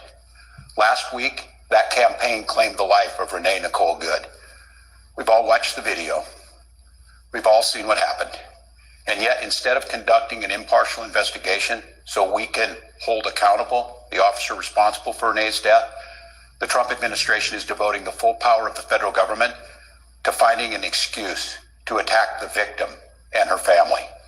Just yesterday, 6 federal prosecutors, including the longtime career prosecutor leading the charge to investigate and eliminate fraud in our state's programs, quit their jobs rather than go along with this assault on the United States Constitution. But as bad as it's been, Donald Trump intends for it to get worse. This week, he went online to promise that, quote, the day of retribution and reckoning is coming. That's a direct threat against the people of this state who dared to vote against him 3 times and who continue to stand up for freedom with courage and empathy and profound grace. All across Minnesota, people are stepping up to help their neighbors who are being unjustly and unlawfully targeted. They're distributing care packages and walking kids to school and raising their voices in peaceful protest, even though doing so has made many of our fellow Minnesotans targets for violent retribution. Folks, I know it's scary, and I know it's absurd that we all have to be defending law and order, justice, and humanity while also caring for our families and trying to do our jobs. So tonight, let me say once again to Donald Trump and Kristi Noem, end of this occupation. You've done enough. Let me say 4 critical things to the people of Minnesota. 4 things I want you to hear as you watch the news and look out for your neighbors. First, Donald Trump wants this chaos. He wants confusion. And yes, he wants more violence on our streets. We cannot give him what he wants.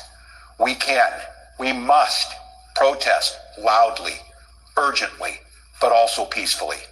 Indeed, as hard as we will fight in the courts and at the ballot box, we cannot and will not let violence prevail. You're angry, I'm angry. Angry is not a strong enough word, but we must remain peaceful. Second, you are not powerless, you are not helpless, and you are certainly not alone. All across Minnesota, people are learning about opportunities, not just to resist, but to help people who are in danger. Thousands upon thousands of our fellow Minnesotans are going to be relying on mutual aid in the days and weeks to come, and they need our support. Tonight, I want to share another way you can help. Witness. Help us establish a record of exactly what's happening in our communities. You have an absolute right to peacefully film ICE agents as they conduct these activities. So carry your phone with you at all times.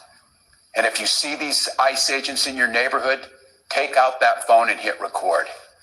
Help us create a database of the atrocities against Minnesotans, not just to establish a record for posterity, but to bank evidence for future prosecution.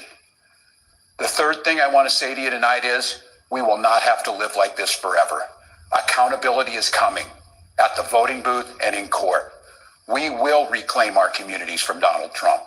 We will reestablish a sense of safety for our neighbors, and we will bring an end to this moment of chaos, confusion, and trauma.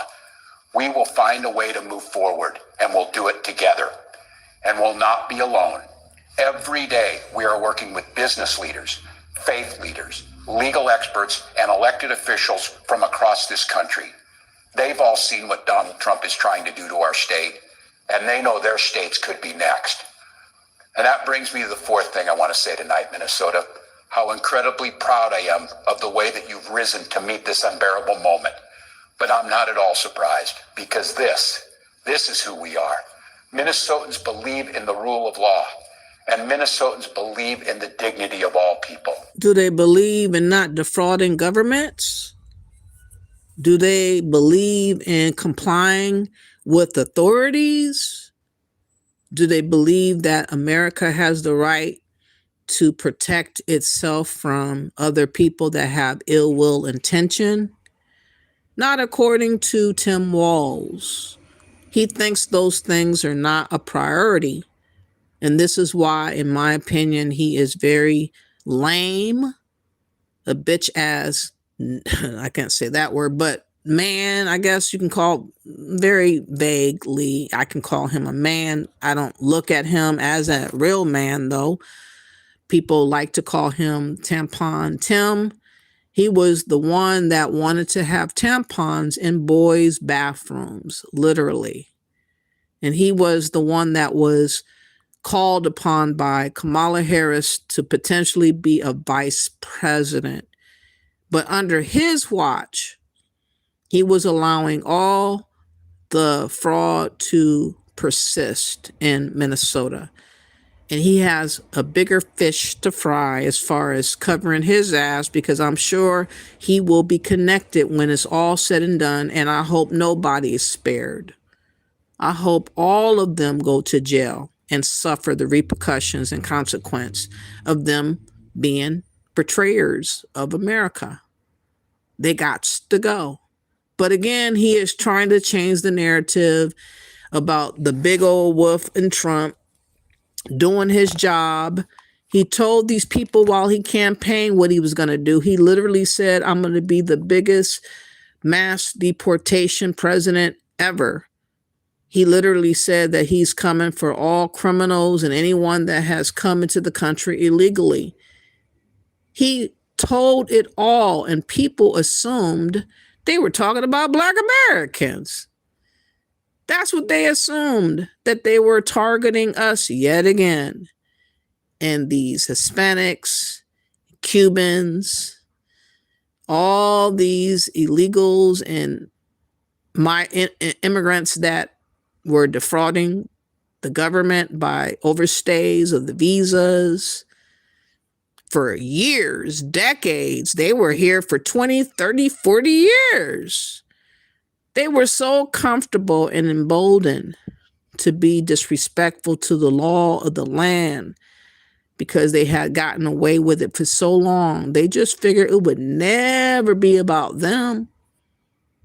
And they got their faces cracked when the reality became the reality of what Trump really meant, which is he really meant if you're not legally here, he's targeting you.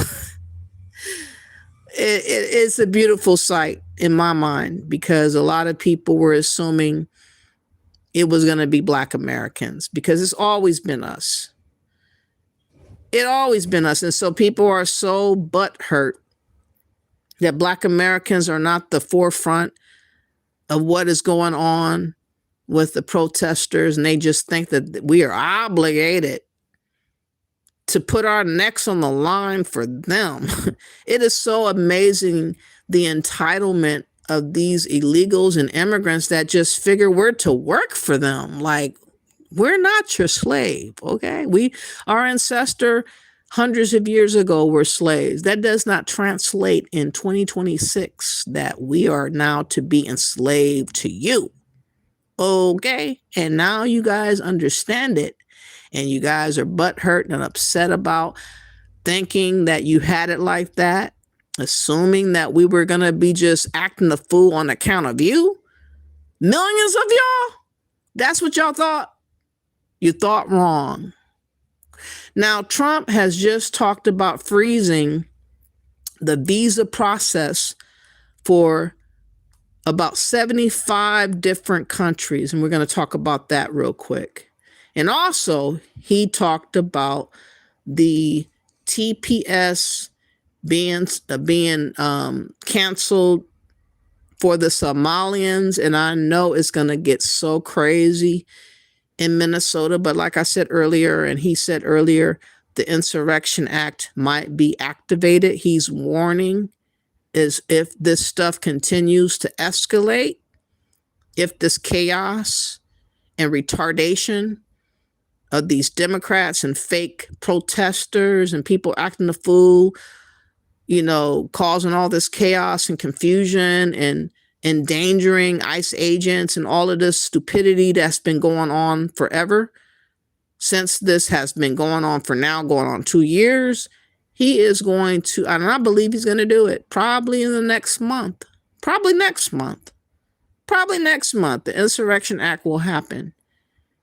So he's not going to allow you just to get away with what you guys are getting away with now. So I guess you guys can have your fun, but I don't consider it fun. I think it's pretty dangerous and silly.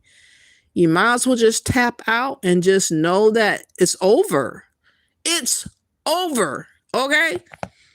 In a completely different realm, but an important one, the U.S. has suspended all immigrant visa processing for 75 countries, including Afghanistan, Somalia, and Russia. The State Department says people from these countries would be a strain on American public resources. Camila Montoya Galvez follows all things immigration for CBS News, and he joins us now from New York. Camila, good to see you. It's been a while. What does the Trump administration mean by straining public resources? Just to level set, Ed, the Trump administration is yet again moving to restrict legal immigration as part of this broad crackdown on the immigration system. As you mentioned, this pause affects immigrant visas requested by nationals of 75 countries around the globe. That affects roughly 38% of all countries across the globe. It's a really significant restriction on legal immigration, and the premise here, according to the Trump administration, is to re-examine immigration procedures, Ed, to ensure that the U.S. can properly and adequately prevent and bar the entry of immigrants who would come here to the U.S. permanently to move here on a permanent basis if they are likely to become what is known as a public charge or an economic burden on the country, meaning that they are likely to receive welfare or other public assistance to basically survive here in the country. Importantly, this only applies to people who are looking to move here permanently on immigrant visas after they are sponsored by American citizen relatives or employers. It does not apply to temporary visas requested by tourists, for example, or travelers on a short-term basis. But the list of countries is vast and includes some notable inclusions, including Brazil, Colombia, Cuba, Egypt, Guatemala, Pakistan, Somalia, Senegal, Ed. It is set to take effect next week. And it is a vivid reminder, Ed, that while the Trump administration has launched this high-profile crackdown on illegal immigration across the country with major raids in major U.S. cities, it is also simultaneously moving to sharply restrict legal immigration, including by suspending refugee admissions and issuing that travel ban that affects 39 countries across the globe. So when they tell people to go back to their home countries and apply, get in line in essence, and if they want to move here permanently, it appears they're suspending those lines in 75 countries tonight. For many countries, yes, that is the case. Yeah. And you made an important point there. This does not apply to short-term visitors. So if you're coming for the World Cup later this year, or you want to come for the Olympics in 2028, you'd be able to apply for those short-term visas. It's if you want to move here permanently and you're sponsored by somebody, those lines are suspended. Unless your country is included in that so-called travel ban. Yeah. Correct. All right. Yeah. Camila Montoya Galvez out of New York for us tonight. Thank you, sir.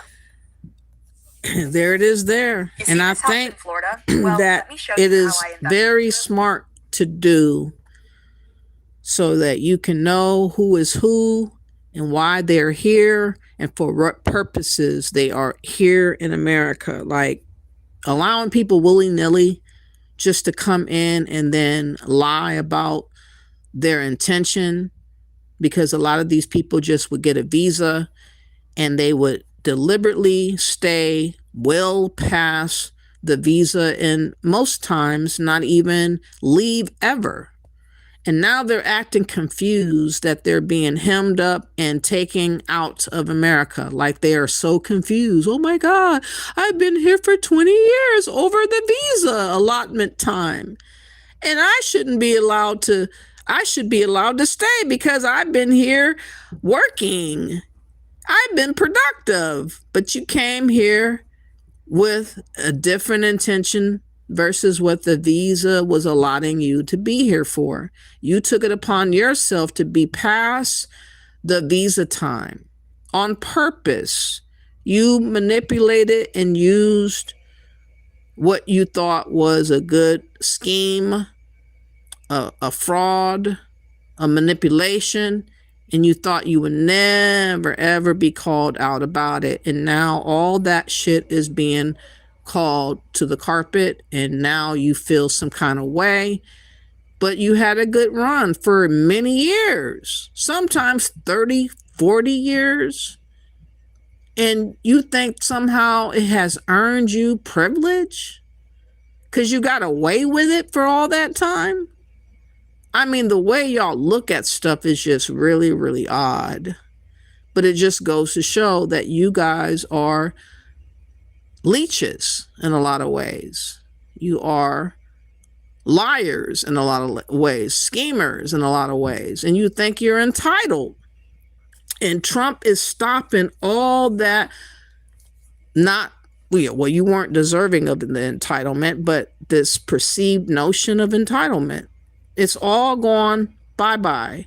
Now, I know the Somalians for the last couple of weeks or so have been bragging that they're untouchable, and they thought that their shit don't stink, and that Trump couldn't really technically get at them because of them having technicalities of being born here or being here for so long and naturalized. But the part that makes it possible is if you came here with a fraud in mind, like allegedly Ilhan Omar marrying her brother, and other scams that have happened on purpose to get over here.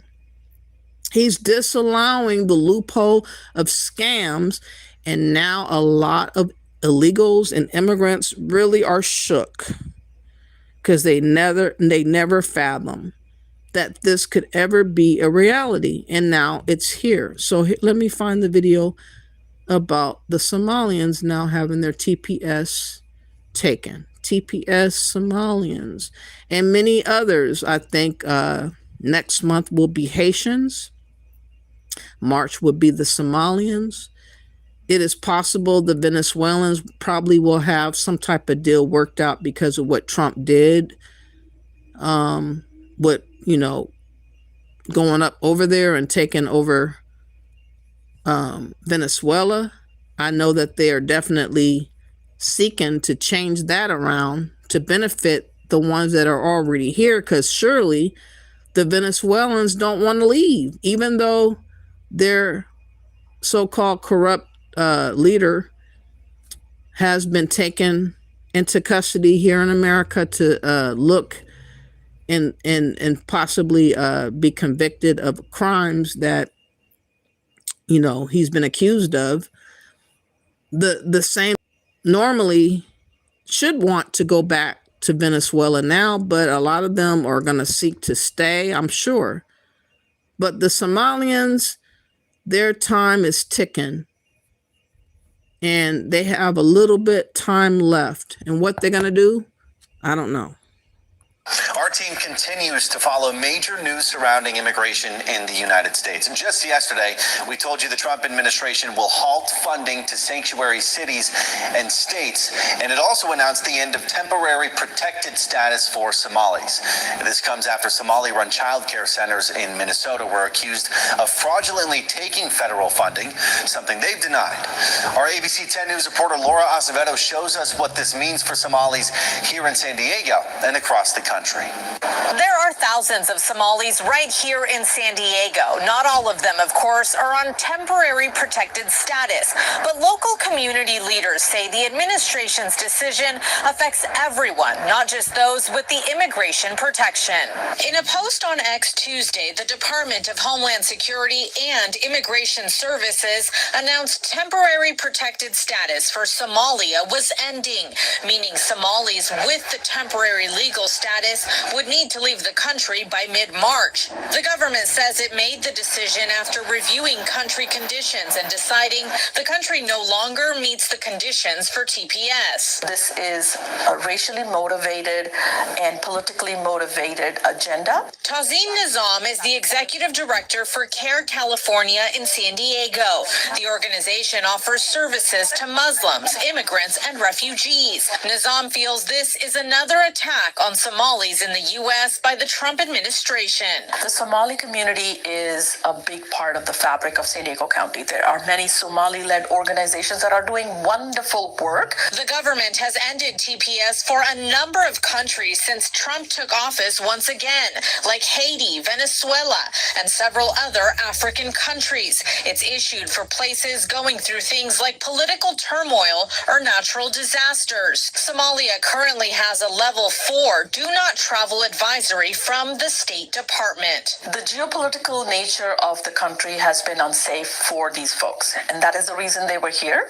And sending them back puts them back in those same conditions that they have escaped from. DHS told ABC News that further allowing Somali nationals to remain temporarily in the U.S. is contrary to our national interests, adding that they are putting Americans first. This is a politically driven motive, and it is unfair. Laura Acevedo, ABC 10 News. Boy, oh boy, it's unfair when you are not considered special anymore. It's unfair when you are not deemed exempt anymore or untouchable anymore. The nerve of these immigrants that come to America thinking that their shit don't stink. I do not feel sorry for them, especially the ones that are part of all these scams and schemes that have taken advantage of America for so long. They gotta go. If you gotta go, you gotta go. It's over. It's over. Okay, now I want to talk about, let me show a video of their reaction. Then I want to show for those Black Americans that are still confused about Pan-Africanism, still talking about we all Black, still fighting for immigrants that would never, ever fight for you, and the hypocrisy of immigrants who are fighting to become literally a new version of you while telling you to take your ass to Africa.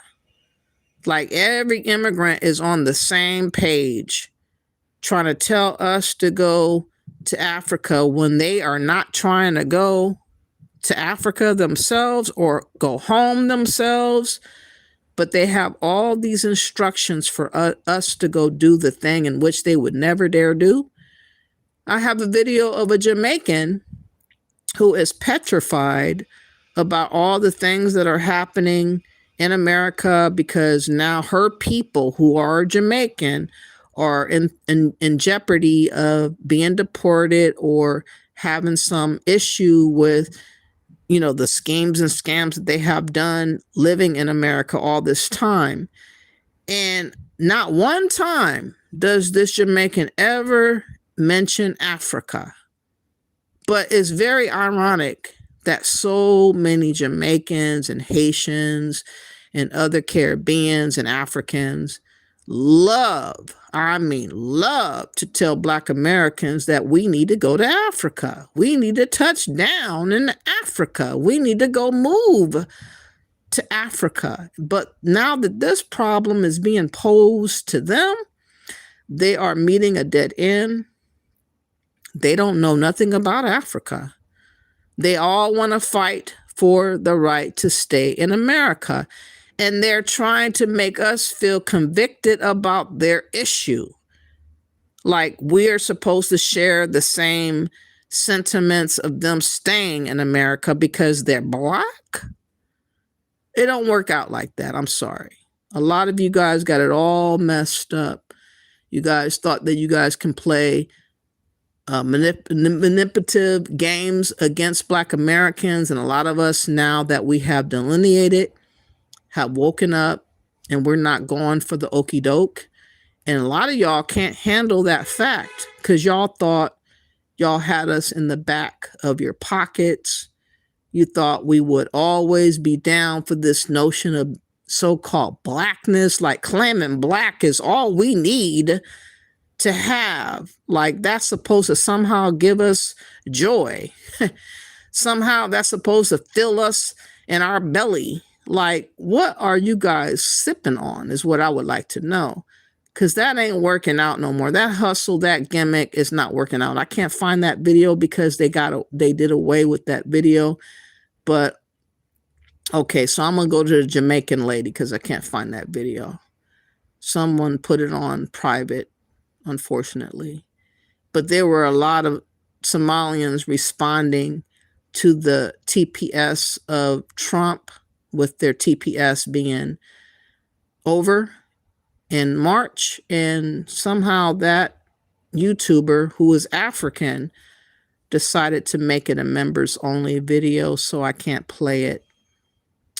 Oh well. We'll go to the Jamaican lady, because I thought that this video was very, very telling.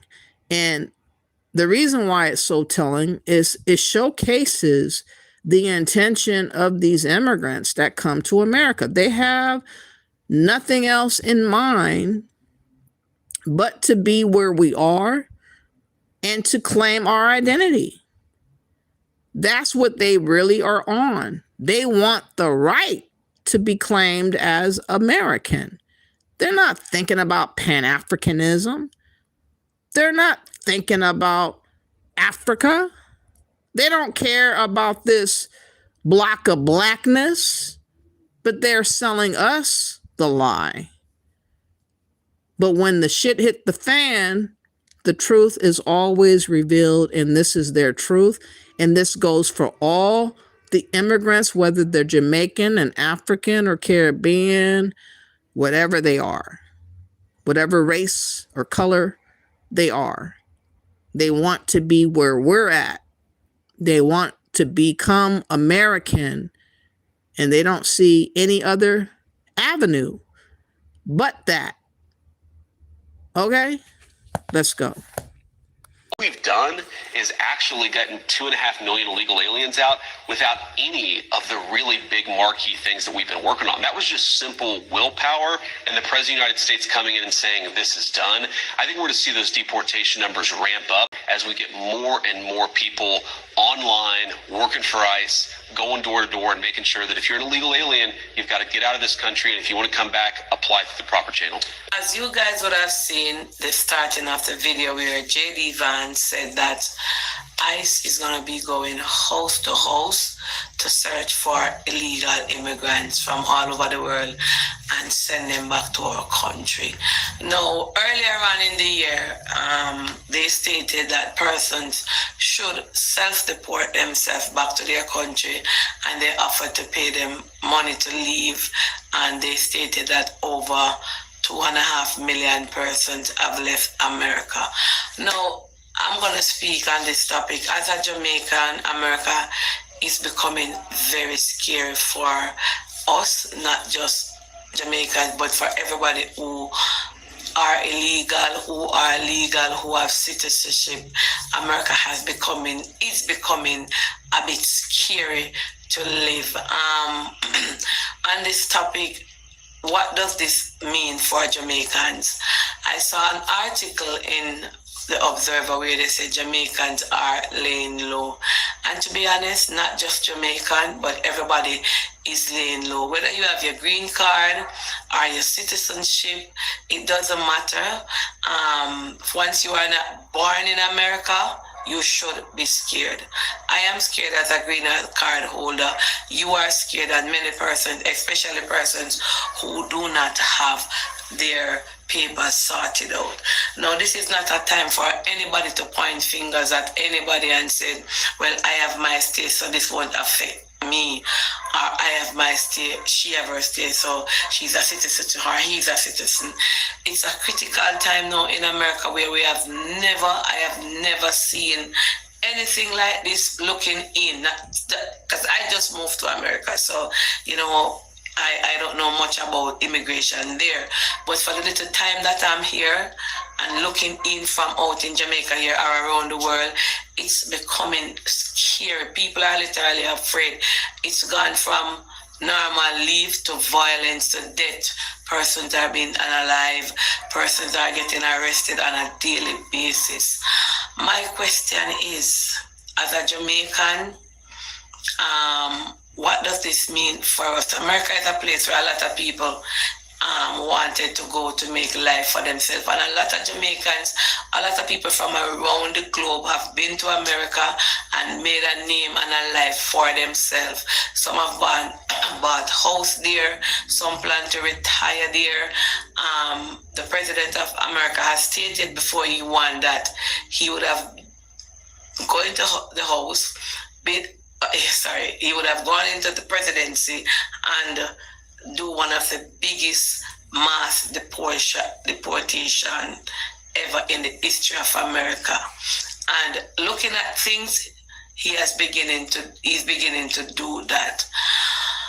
As a Jamaican, guys, and you're watching from the outside, how do you feel? I don't know if you guys feel as how a lot of Jamaicans are feeling right now.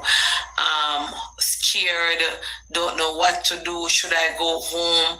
Is it the best thing for me to do? If I come home, will I have the opportunity to go back? That is what they say, that if you leave, volunteer. Again, why are they so stuck on opportunities coming to them from America? Why can't they make opportunities there in Jamaica? Or why can't they go to Africa, since it's such a good idea for Black Americans, by the estimation of these immigrants and these Pan-Africans who are always constantly drumming that lame lie to us to go? Yet now they're poised with this dead end situation where they have nowhere to turn. Why can't they go to Africa? And I actually replied in the bottom of the comment section. Only got one person to respond and say exactly, but she bypassed my comment, as many other people did, because they don't want to hear nothing about Africa. They don't care nothing about so-called Pan-Africanism. But why do they go so hard in the paint about us going to Africa? Because they want to destiny swap us out of America, and they want to take our place. That's what I've been preaching since 2018, and everybody thought I was crazy. People thought I was doing too much and saying too much because nothing showcased that reality. But here we are. 2025, 2026 open up a new realm of reality. Trump has showcased the truth. He showcased these immigrants' allegiance to what they want, and what they want is not where they're from, and what they want is not in Africa. They want what we got. And we got dumb birds that are Black Americans running around declaring we should destiny swap with the immigrants and leave America while they can stay in our place, while we go struggle in Africa and be unalived or be scammed out of whatever we got going on for ourselves. And I'm here to tell y'all, don't listen to these immigrants. They don't have your best intention in mind. They want what you have. She's telling you, she's on the outside looking in, but she's telling you that the Jamaicans and other immigrants are trying to fight for what America has to offer. They don't care about any other offerings. They don't want to make an offering there in their own homeland. They don't want to fight for nothing. They don't want to sacrifice for nothing. They want what is ever situated and sacrificed already in America for them to get handed to them, for them to take over, an advancement for them. And Trump is saying, we're not doing that no more. The gig is up. The immigrant and migrant hustle, the loopholes, and everything that you guys been getting away with doing is no more. But I just want y'all to hear from her mouth about how serious the immigrants are about trying to stay in America against all odds. They don't see no other option but America. So why should we as Black Americans who have been here for hundreds of years not see ourselves staying in America? Why would you allow a Jedi trick by immigrants to be presented to you, or Pan-Africans to tell you somehow you're not American enough, and all these other stupid things that they tell us, while secretly they're wishing to take over and they're wishing to take your place? You will have the opportunity to can come back in a couple years time, and they are revoking asylum cases that have already been in the system, like persons who have their work permit, their asylum case, who got stayed by asylum. They are now planning to revoke all of those to turn home back people. And one of the things that I heard them say, guys, is that they won't be sending persons to their country, but they'll be sending them to other countries. And then, so if you are from Jamaica and you say, okay, it's not safe in Jamaica and this was happening to me, and you come to America and you got your asylum, this president now is planning to revoke these people, stay, deport them, stop all cases that is going on now in the court system, and send people. They just want to get rid of people out there. What do you guys think? Do you think it's best for persons to leave without being forced to leave or come back home?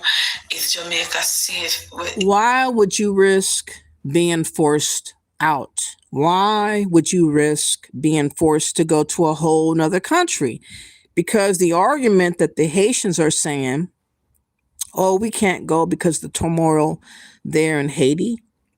Well, there's other countries in Africa that Trump has made deals with to take you in, like Rwanda and other places, that they can take your ass instead of being in Haiti. Is that what you want to settle for?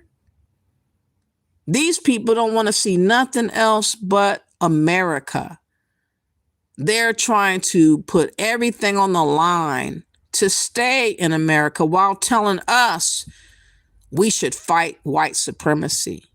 We should be mad about the white man, but they ain't. They're so not mad at the white man that they're trying to live here in America against all odds, while telling us we got to still fight the white man. We got to hate racism. Black Americans, you got to get out there in the streets and fight for everything. Like, no, we're not doing what you tell us to do. We're not your little poodle, your lap dog. We're not your hoes to be pimped and tricked out of our position here in America. Thank you very much. Nice try, but it doesn't fly. It doesn't fly. I'm not dumb enough to listen to Pan-Africans. I'm not dumb enough to listen to Africans that are scrambling to be in America. Okay, if that wasn't going on, perhaps I might listen a little bit, but you're trying to fight to stay. You're fighting to come. You're mad because your visas are being revoked and you're being travel banned from coming. You're crying and kicking and screaming because you can't come to America. But just months ago, you were talking about, for us, we need to go to the motherland. We need to pay homage to the ancestors. And none of that shit worked on me because I knew better. Only dumb birds would listen to y'all. Because all I got to do is watch and see how you move. And now that Trump is taking the blinders off our eyes where you cannot see what is being shown, it's virtually impossible to be tricked because everything is being exposed. And none of these immigrants can no longer lie and claim that they hate white men and they want the white man out of Africa and out of their country and all of that, because they want them there, because they can't build themselves. They want them there. They want them there. That's why they're not fighting. Catch up.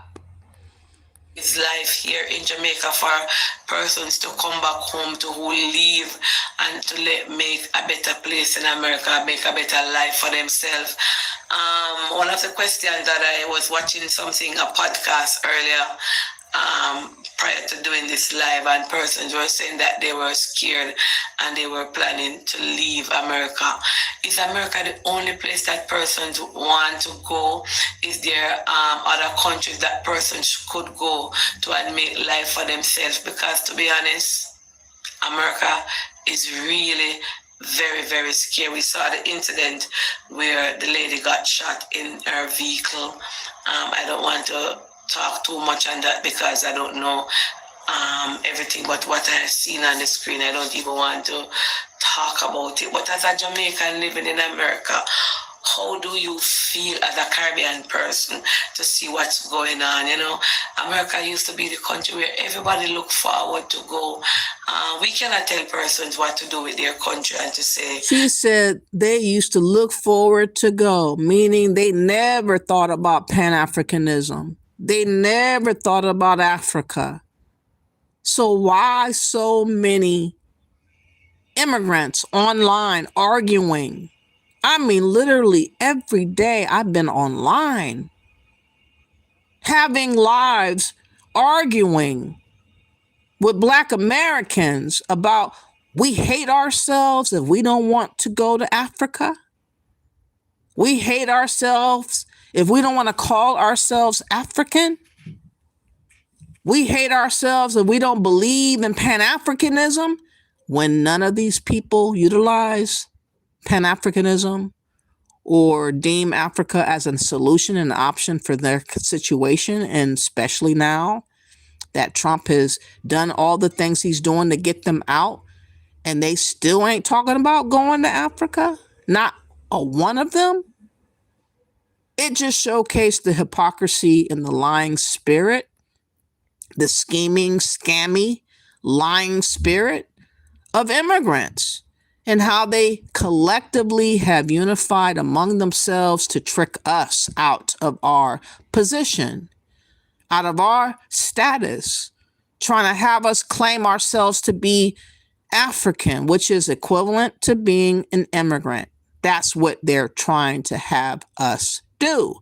And I refuse to do it. In fact, another thing that Trump is doing, before I go back to her, he has canceled 66 UN organizations. And some of those organizations have been affiliated with trying to get reparations for Africans. And of course, I know that they are scamming through us.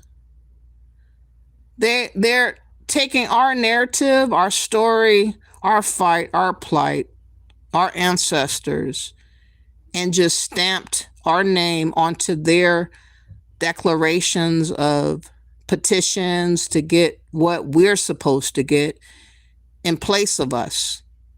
And Trump has dissolved their plan to go after anything pertaining to us.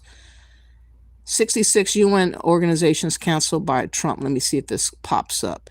Yeah, but he just did that recently, and I was so happy because I never asked anybody from the UN or Africa to represent me. I'm not even claiming these people in Africa. Why do they think that they have the right to claim everybody in America against our consent? That is kind of acting as if you are an authority over freed people in a whole nother country that has nothing to do with you. But these are the things in which these people have ran around doing since Biden. They really got jiggy with it in 2021 with Biden running all over the place talking about reparations for Africans, global organizations to seek out reparations from the United States and everything. In fact, you have Ghana running around talking about reparations, knowing that they were involved in the slave trade. knowing that is a big disrespect, but they don't care because they are not respectful people. They running around talking about they can represent us against what we want. I don't want Ghana representing me. I don't want the UN representing me. Whether I get it or not, reparations, I'd rather have it or have it not based off of my own doing or not doing. I don't want other people to have nothing to do with me using my name or using my plight, and they're trying to take it over, and Trump has stopped it. So according to the White House, Trump has withdrawn from the United States from international organizations that are contrary to the interests of the United States. It says today, President Donald J. Trump signed a presidential memorandum directing the withdrawal of the United States from 66 international organizations that no longer serve American interests. This memorandum orders all executive departments and agencies to cease participating in and funding 35 non-United States UN organizations and 31 UN entities that operate contrary to U.S. national interests, security, economic prosperity, or sovereignty. This follows a review ordered earlier this year of all international intergovernmental organizations, conventions, and treaties that the United States is a member of or party to, or that the United States funds or supports. These withdrawals will end American taxpayer funding and involvement in entities that advance globalist agendas over U.S. priorities or that address important issues ineffectively, such as the United States taxpayer dollars are best allocated in other ways to support the relevant missions. He's restoring American sovereignty. President Trump is ending U.S. participation in international organizations that undermine Americans' independence and waste taxpayer dollars on ineffective or hostile agendas. Many of these bodies promote radical climate policies, global governance, and ideological programs that conflict with U.S. sovereignty and economic strength. American taxpayers have spent billions on these organizations with little return, while they often criticize U.S. policies, advance agendas contrary to our values, or waste taxpayer dollars by purporting to address important issues but not achieving any real results. By exiting these entities, President Trump is saving taxpayer money and refocusing resources on American first priorities. Putting America first on the global stage, President Trump has constantly fought to protect U.S. sovereignty and ensure international engagements serve American interests. Immediately upon returning to office, President Trump initiated the withdrawal of the United States from the World Health Organization and the Paris Climate Agreement. On day one of his administration, President Trump also signed a presidential memorandum to notify the Organization for Economic Cooperation and Development that its global tax deal has no force or effect in the United States, and direct an investigation into whether foreign countries have tax rules in place that are extraterritorial or disproportionately affect American companies. Just weeks later, President Trump signed an executive order withdrawing the United States from the UN Human Rights Council and prohibiting any future funding for the UN Relief and Works Agency for the Near East, UNRWA. He has prioritized American interests by redirecting focus and resources towards domestic priorities such as infrastructure, military readiness, border security, and acting swiftly to protect American companies from foreign interference. Now, I'm going to put in, because it didn't outright say about the reparation thing, but it definitely is one of the things that got canceled. Reparations, because that was the sole thing that a lot of these foreign company or foreign organizations were doing behind the scenes, again, against our will. They were doing it against our will. And that's the part I didn't like. It's very disrespectful. Let me see if I can find a better one. Hold on.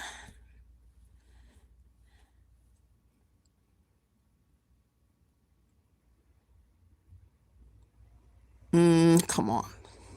All right, let me see what this is going to say. Does it? And, okay. And pursuit.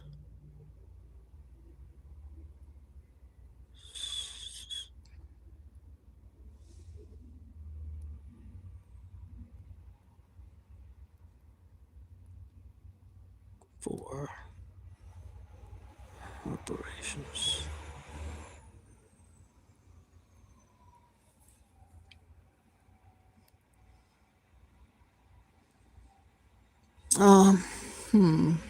Doesn't outright say. I did find somebody talk about it. Hold on, let me see if I can find that. But that was one of the things that he definitely ended. But it doesn't stop Ghana, and I want him to definitely address Ghana, claiming so-called African Americans to Region 17, talking about monies that we supposedly have to be given over to Ghana to help them build their country.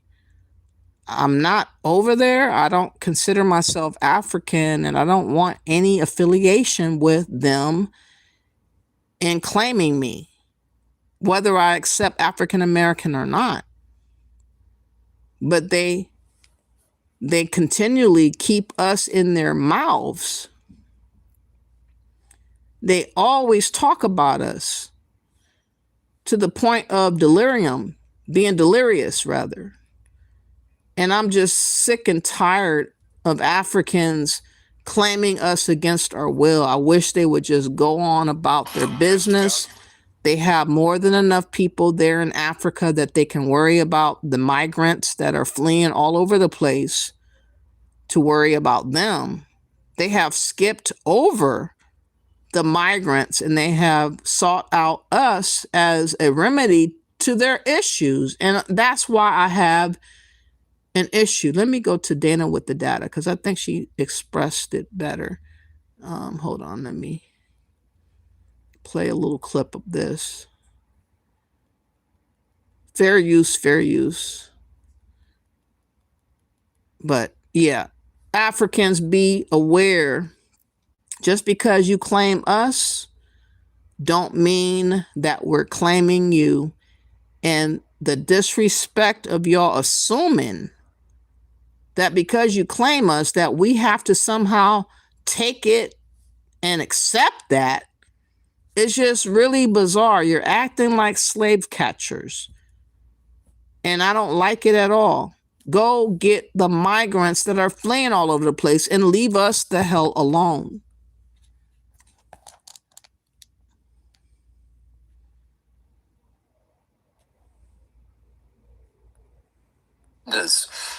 Now, here's the thing. I support and agree with President Donald Trump and the Trump administration on this. Why? Because it does not represent Black Americans. Not only that, it does not benefit Black Americans for even having these organizations in the UN in the first place. So here is Secretary Mark Rubio. And this is what he posted on X.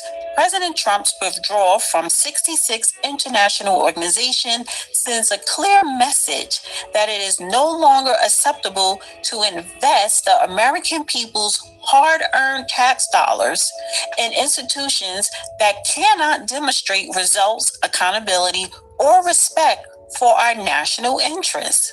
Absolutely. And I agree with that. Now, here's what the State Department posted on X. We are rejecting the outdated model of multilateralism that treats the American tax dollar as the world's underwriter for a sprawling architect of global governance. President Trump's withdrawal shows that the era of writing blank checks to international bureaucracies is over. Absolutely. Because this was billions and trillions of dollars going out to these international NGOs supposed to be under the skies of United Nations to other countries benefiting foreigners and not the American people, specifically Black Americans. We weren't seeing none of this. We weren't going to never benefit from this. Now, I want to highlight the executive order. So this is the executive order that President Trump signed on January 7th, withdrawing the United States from international organizations, conventions, and treaties that are contrary to the interests of the United States. I'm not going to read all this. You guys could go to the whitehouse.gov and read it, but I wanted to highlight the list of the said organizations. So these are the organizations from which the United States shall withdraw. Carbon-Free Energy Compact, which is BS. Commission, Environmental Corporation, whatever. Freedom Online Coalition, who cares? But I want to scroll down, right? And bring your attention to this. Right here. Permanent Forum on People of African Descent. So when you Google, Trump says no to reparations and withdraw from the United States, he's talking about reparations for Africa. He's like, hell to the no. The United States is not an American Express card. We are not paying for reparations for Africa or the Caribbean or South America or anywhere else in this world. And I agree with him because I looked up Permanent Forum on People of African Descent. And this is what I found. Now, who and what is this organization called Permanent Forum on People? But look, they did offer a declaration on the human rights of people of African descent. And they are trying to boldly include us into their notion of being under their complaint or declaration to the United States, again, without our consent, without even bothering to know if that's what we would want. They have taken it upon themselves just to do it, as if they got it like that, as if they are the authority over us. They're acting as if we're under their jurisdiction, or they're trying so very craftily and sneakily trying to include us under a jurisdiction that we're not under, which our citizenship, if you look at the 14th Amendment, talks about the jurisdiction thereof. And they're doing everything to try to make us a jurisdiction of them. But I don't want to be under their jurisdiction. I don't want to be under their authority. They don't take care of their own people. What I look like wanting to be included in the festivities of that. And they know that if they ask the question, they will get The answer, hell no. So they didn't even bother to ask. They took it upon themselves to go behind our back and just declare by using the term of African descent and linking us, whether we like to be linked to them or not, which again is acting very, very corrupt like, a slave catcher like, wicked like. I don't want no association with people that would disrespect me like that. I don't give a damn if you guys claim that that's unity. Bitch, that's not unity. That's disrespect. Bitch, you can't color it with unity and tell me you are not tap dancing on my autonomy, my agency of my own free will, and tell me that you ain't doing that. But this is what they continually do. And Trump needs to go further and correct Ghana and correct the African Union and put their bitch asses in their place. Because I never agreed or consented for the African Union to declare me or have some type of authority over me or ownership over me. Not one time. And they don't care. Because they're trying to scheme and scam by using our name and wiggle into involving us against our will. And the Democrats have been allowing this bullshit to happen because they don't give a damn about what happens to us. They don't care that our rights are being trampled on. They don't care that people are claiming us like we're slaves to them because they don't give a damn about us. And these people are racists that are the Democrats. And Trump is disallowing anybody just to come along and utilize so-called African descent and include us in their declarations, which I appreciate. And all of us should appreciate Trump for doing this. Because what these bitches need to go do is have whoever wants to sign on to be claimed by the UN or be claimed by Africa or Ghana or the African Union. You need to physically submit your information to those entities. You can't just universally include all of us as if we ain't got no rights or choices. And because y'all did that, shows and tells me how you guys look at us. And you guys look at us as if we're still slaves. And that's why I don't want to have nothing to do with Africa. Because of that mindset y'all have, not all, but the ones in power. The ones that are rubbing elbows with the Democrats.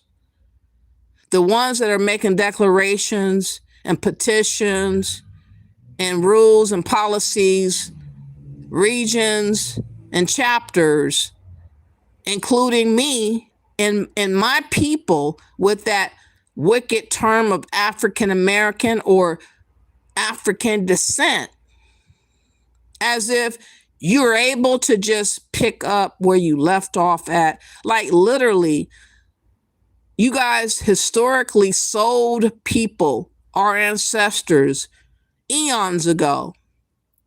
And you think because you say so, that you should be able to have authority over us and take us back because you decided?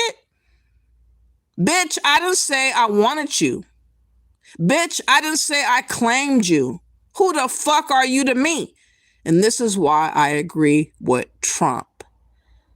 The Democrats set us up for what they have allowed to have happen, and Trump undid it all. And I'm in agreement of what he did. Of African descent. Who are they? What do they do? Who do they represent? Are Black Americans included in this? I don't think so.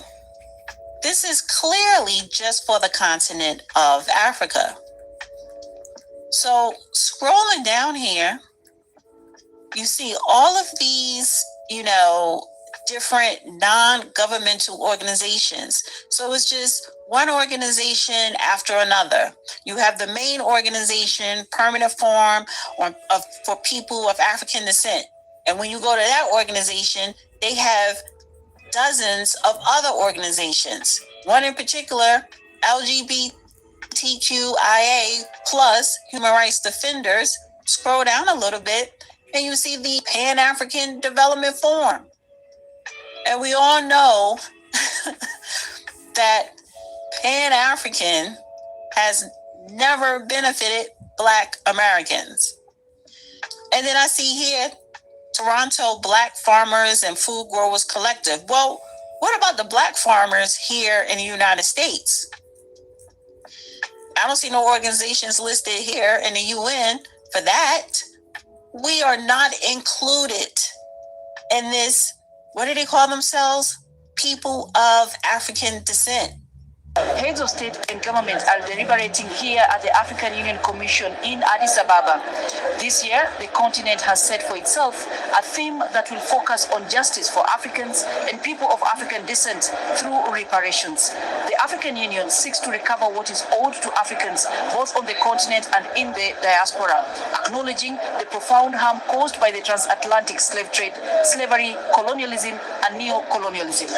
Western countries, including Portugal, the United Kingdom, France, Belgium, the Netherlands, Germany, and the United States of America played major roles in the slave trade. But how will the African Union achieve the long-sought justice? Some countries in Africa are already demanding what is rightfully theirs from former colonial powers.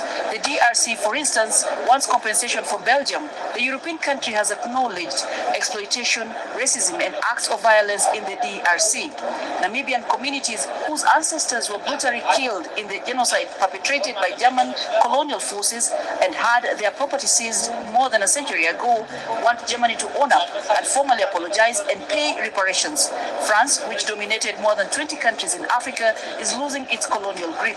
Countries like Ivory Coast, Chad, Senegal, Mali, Niger, and Burkina Faso have cut military ties with France and ordered French troops to leave their territories.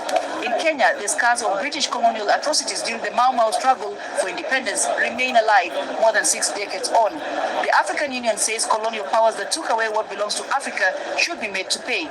It says continued recognition and documentation of the impacts of colonialism and slavery on African societies are crucial for the evidence to remain. According to the African Union, compensatory payments to African nations and communities affected by colonial exploitation could involve colonial powers investing in infrastructure, education, and healthcare to support economic development. Africa wants land to be returned or communities to be compensated for lost territories. The continent is demanding that... Again, to me, if you asked, I don't think people that were involved in the slave trade should be leading the charge to try to get something owed to me from my ancestors. I do not believe that they have my best will in heart and mind. I see that they're basically going over my head to claim me, to take away what's deserving but connected to me. Again, against our will. And these people move like this, claiming unity at the same time. These people in my mind are vicious and sneaky and snakish. And because they move like that, because they're corrupt, because they're scammy, I don't want us to have any dealings with these people. And that's my prerogative. It should be my right, because they're not me and they're not my people, but they're acting as if they got it like that because the Democrats gave them the green light. This is why they have allowed them to do this stuff behind the scenes, and Trump caught it all. He caught it all and he's cut it off. And I'm very happy that he did this, because again, if you didn't get my consent, you can't claim me. I'm sorry.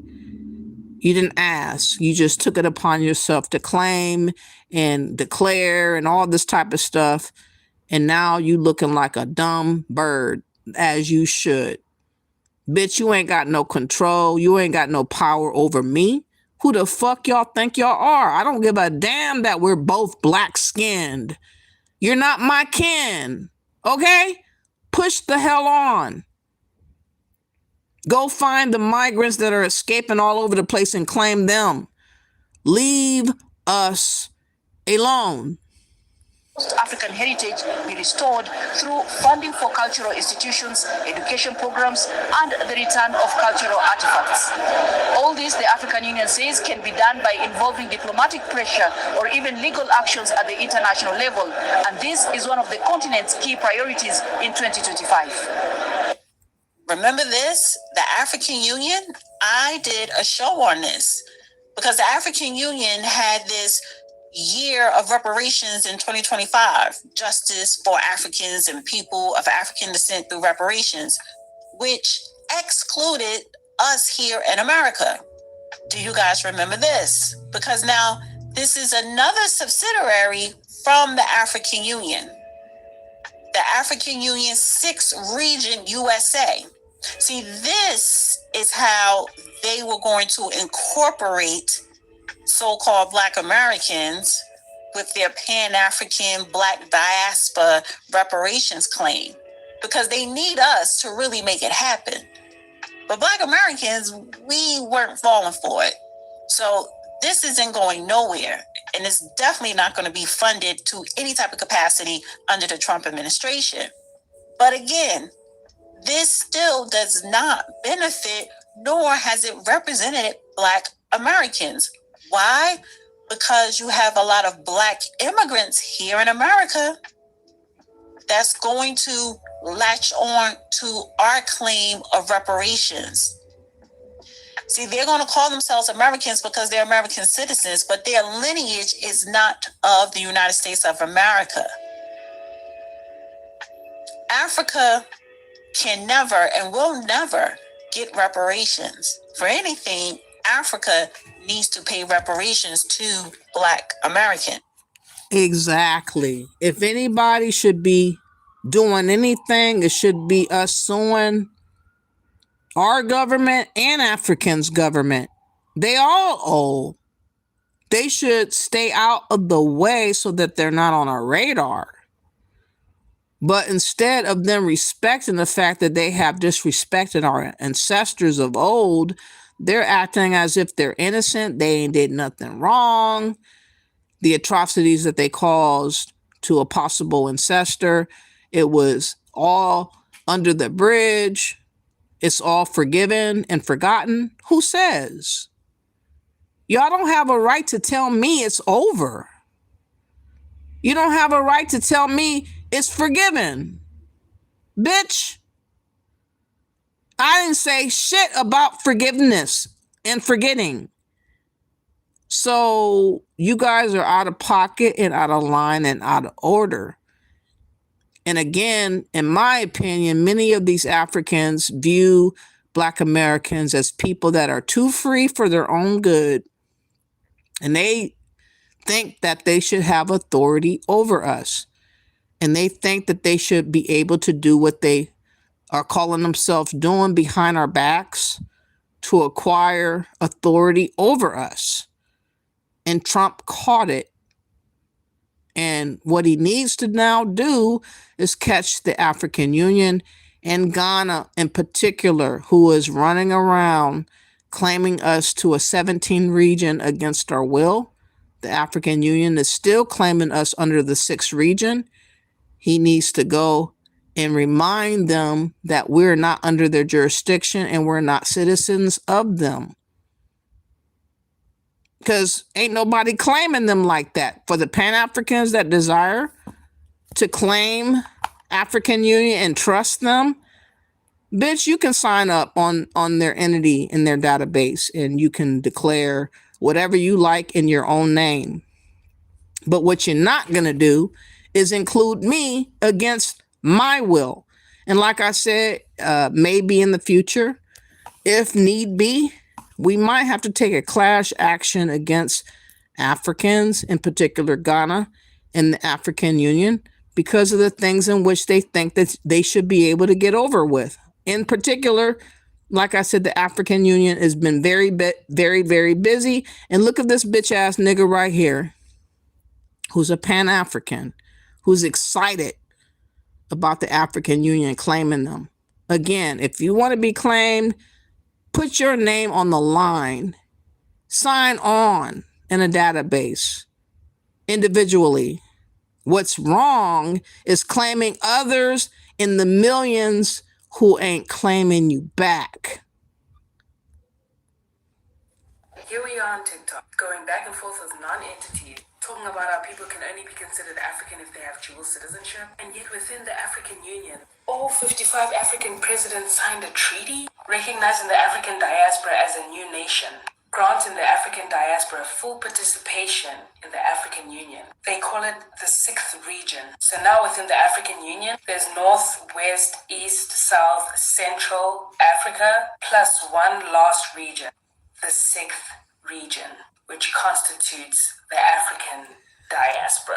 The African Union. So she's saying that these people who are in Africa have declared and signed off on a treaty.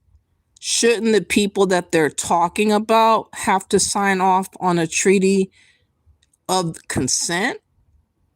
No, they skipped that part out. They are not acknowledging our will. They're not acknowledging our rights, our autonomy, our agency to decide our future. They're just taking liberties at free will with or without our consent. And this bitch ass Pan-African is up here gleeing, smiling as if the shit is cute.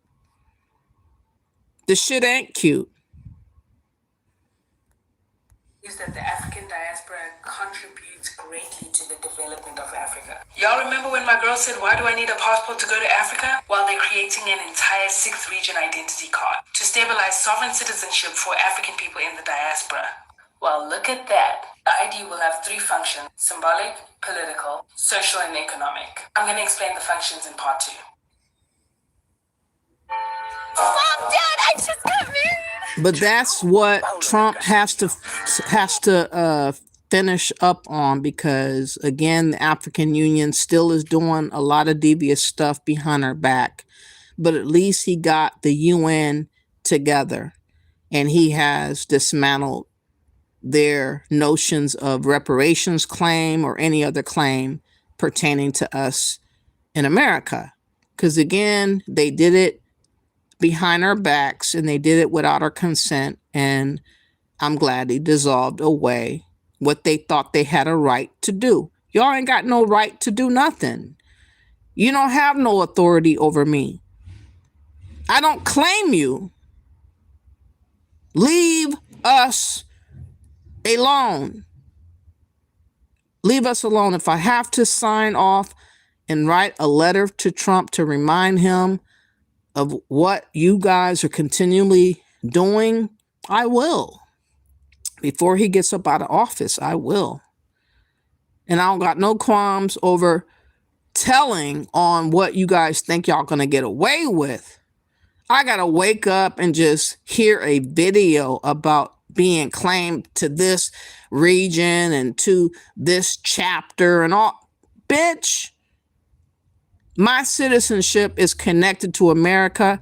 I don't want nothing to get in the way of my jurisdiction and my citizenship in America. I do not want Africans disrupting anything pertaining to my status as an American.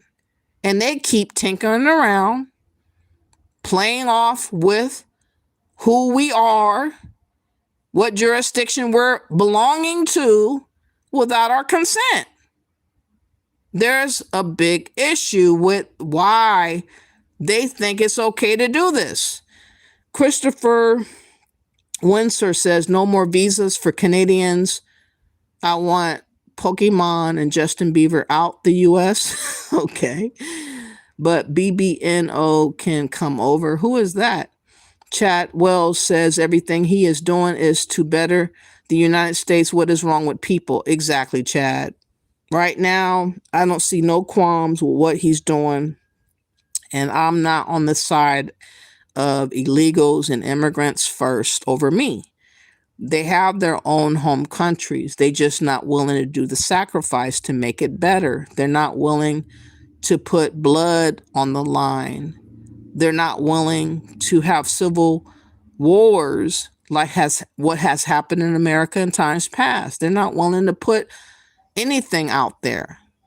They want to live off of the fumes and the vapors of what our ancestors have done here in America and come over and disrespect the Americans overall. And I'm glad Trump is saying, get the fuck on. Go back home and make your home better. He's not allowing these loopholes to happen anymore. And what the biggest thing coming up is the birthright citizenship.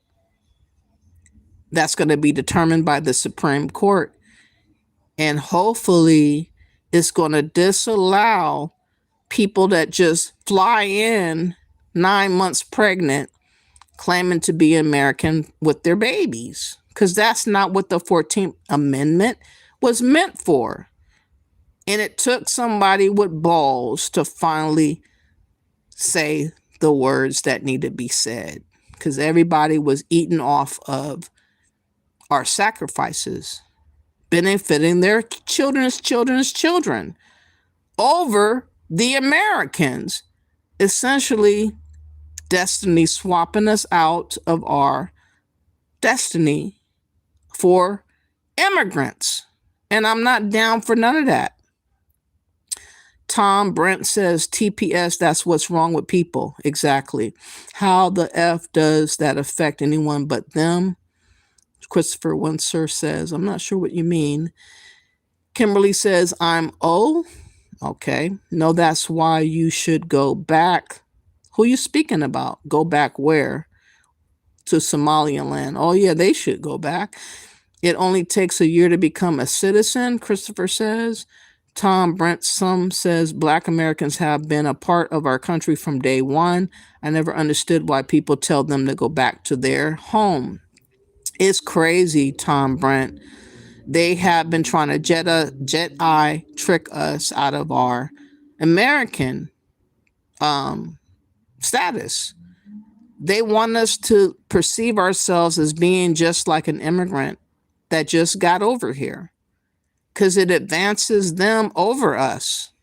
And a lot of our dumb Americans have been so stupid to not see what they have been pulling off.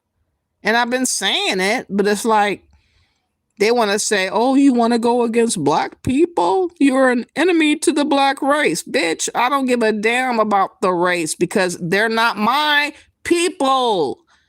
Okay, that's a construct that was made up. And they only use that against us.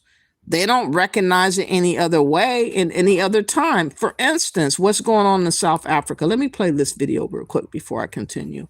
Because everywhere else in the real world, they don't want no foreigners, including Africans, to come over to their country to cause all the mayhem that's being caused. And everybody is justified in what they want to have happen in their own home country. It's just an issue when Black Americans want to stand up for their own home country. Everybody just thinks that they're given the option and entitlement over us. And they think that we're supposed to accept this. But if you go to South Africa, if you go to Ghana, if you go any other place, you will hear these kind of words that you're about to hear. This is in South Africa, and they're outright saying they don't want foreigners. And those foreigners that they're talking about are other Africans. So no such thing called Pan-Africanism. No such thing. The children are not going to have access to our schools. You're not going to have access to our public health care. You're not going to have access to our shops or businesses or whatever. Even those employees that are employing you, we're going to make them uncomfortable. We're going to make everyone uncomfortable with breaking the law because you're trying to paint us as vigilantes. We're not vigilantes. We're the ones that are actually taking care of this country because no one else is. Here we're talking about prioritizing South Africans more than anything. We can't have a South African child without a desk, yet we have a foreign child that has a desk. I mean, in one of the schools that we went to, the principal was open enough to tell us that she has 300 illegal foreigners in that particular school. Now, the law enforcers are also complaining that these illegal foreigners have a strategy that when they need to be arrested, they quickly grab a child and then they're supposed to stop acting and, doing the arrest and all that. So these are the challenges that our communities are being faced with, and it needs to stop. I mean, the influx of foreigners in this country is a big issue, and we would like for the president to stop actually, putting bad names on us, but deal with this crisis because it's affecting everyone. People are directly affected by this and indirectly. You're looking at healthcare facilities, in education, crimes. I mean, how many kids are taking powder, and we all know that these crimes, we can link it to a specific nation.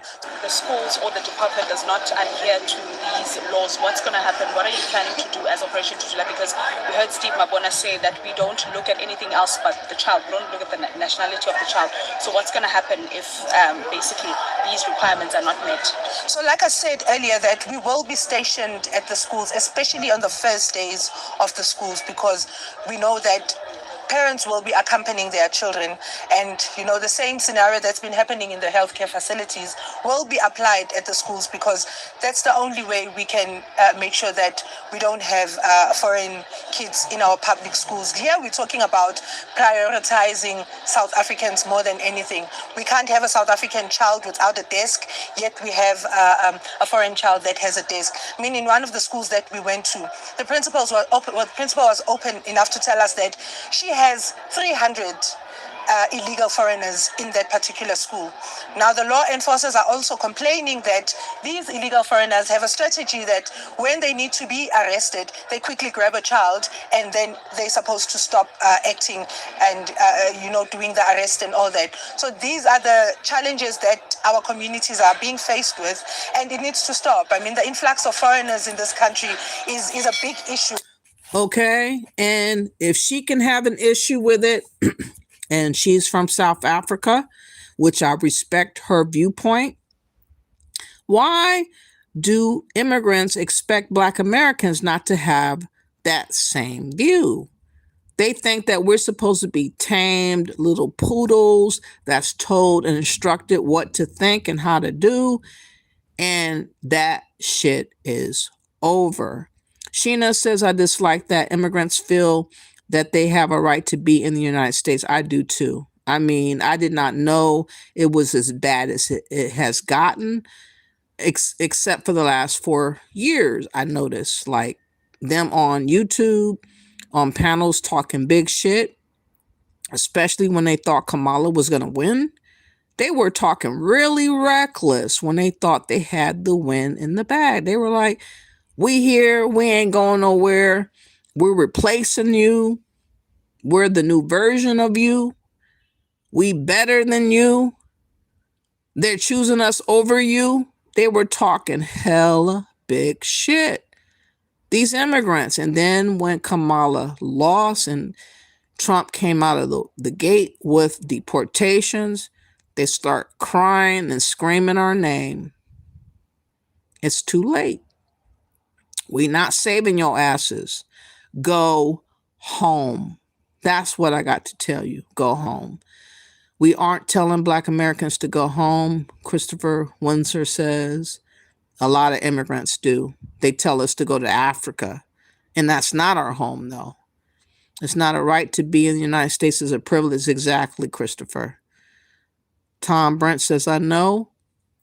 Sheena says, Christopher, Africa is being promoted to Black Americans to invest and relocate like never before. And have you heard of I Show Speed?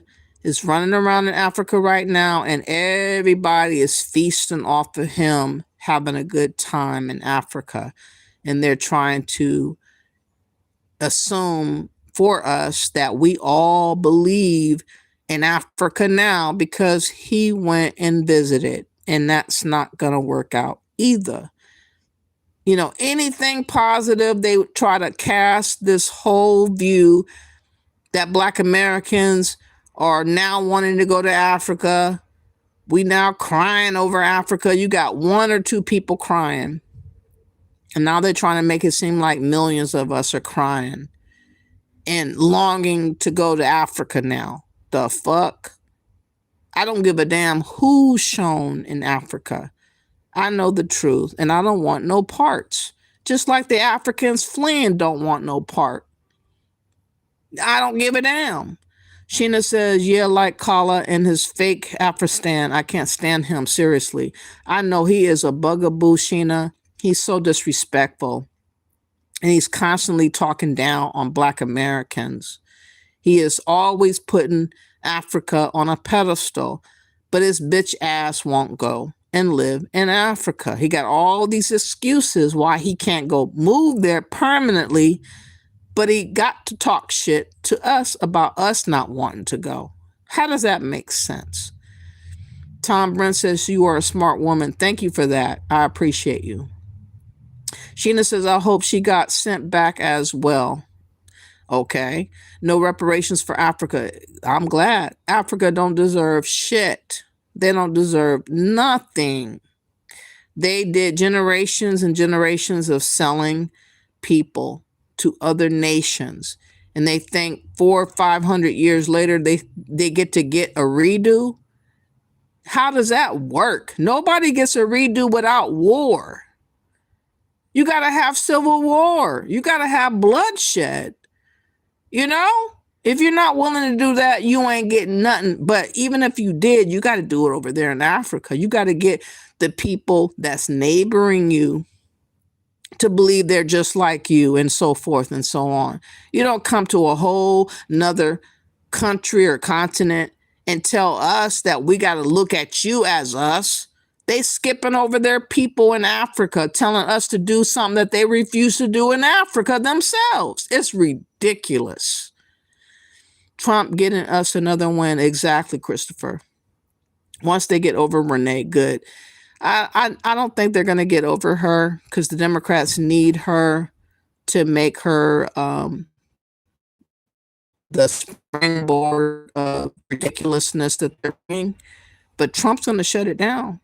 He's going to do that insurrection act. If they're not careful, he might do martial law. I would not be surprised if Trump does martial law if they keep getting out of hand. They better tread lightly. She was just a mom, not a protester minding her own business. You said she was just a mom. She was a protester, but she was minding too much of the ICE agent's business, to be honest. Tony says this woman is one of the most insightful, intelligent, honest, and realistic content providers that I have ever heard. God bless her. Thank you for that, Tony. I appreciate you. Africa, leave the Black Americans alone. Exactly. That's all I'm saying. I don't hate Africans. I don't want you guys to misunderstand. I don't have any knowledge of every African in the world to hate. But when you have people scheming and rubbing elbows with Democrats behind the scenes and orchestrating scams and schemes involving us as a people against our will, you know, I have an issue with that. It's like, no, I can't do that to you.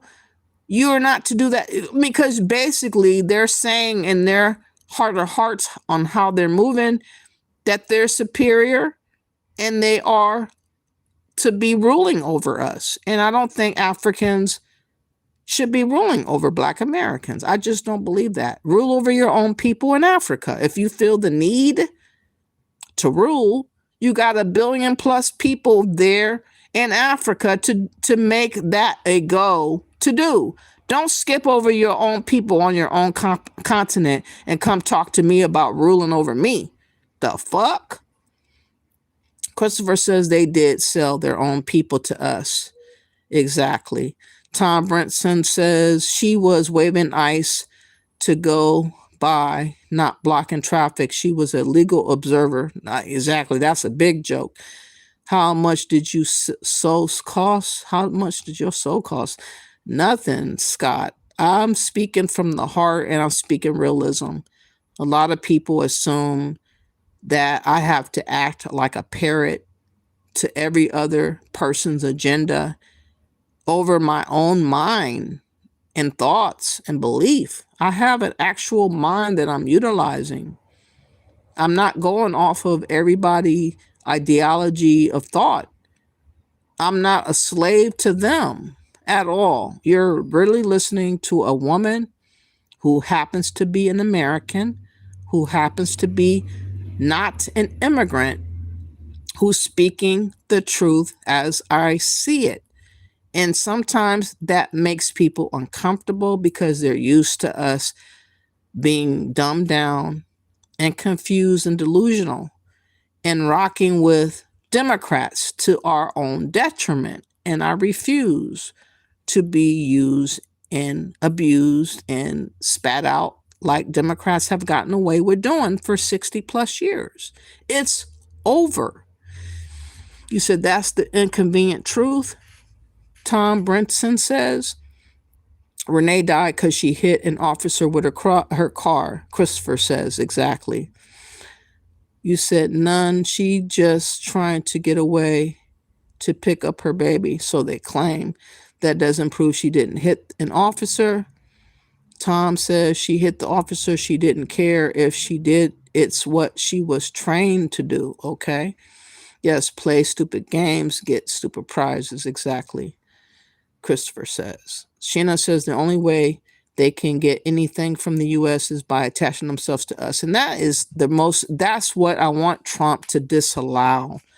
That no immigrant has the right to attach themselves to our lineage anymore, to our history, to our story. Get your own history. Your history is not mine. When our ancestors were fighting and dealing with slavery and Jim Crow and Civil War and all these other atrocities that happened over here, you were nowhere around. Don't come over here to America and then claim our fight and plight as your own. That is so disrespectful, but that's what they've been getting away with doing. And this is what Pan-Africans think that they should be able to do. This is what Africans feel like they should be able to do. How could you be a slave trader and then a person that's been liberated from slavery? It don't work out that way. Christopher says, yes, it's sad. She died, but she did choose to do what she did. Exactly, Christopher. Sheena says, Trump has something to do with it. He is trying to get reparations for Ghana. They should not get them because they sold human beings. Exactly, Sheena. I really don't like the people in power in Ghana, most of all. I really, really have a problem with those people because I can smell the deceit in them. 1,000%, Tom says. Exactly. Tony says she refused the lawful orders of a federal law enforcement officer. She turned her vehicle towards the agent. She hit the agent, and the ICE agent was injured with internal bleeding. Yes, that's what they're saying. You said, lady, I love the way you think. Thank you for that. A lot of people, for some reason, though, believe it or not, Tom has an issue with me being an independent-minded woman.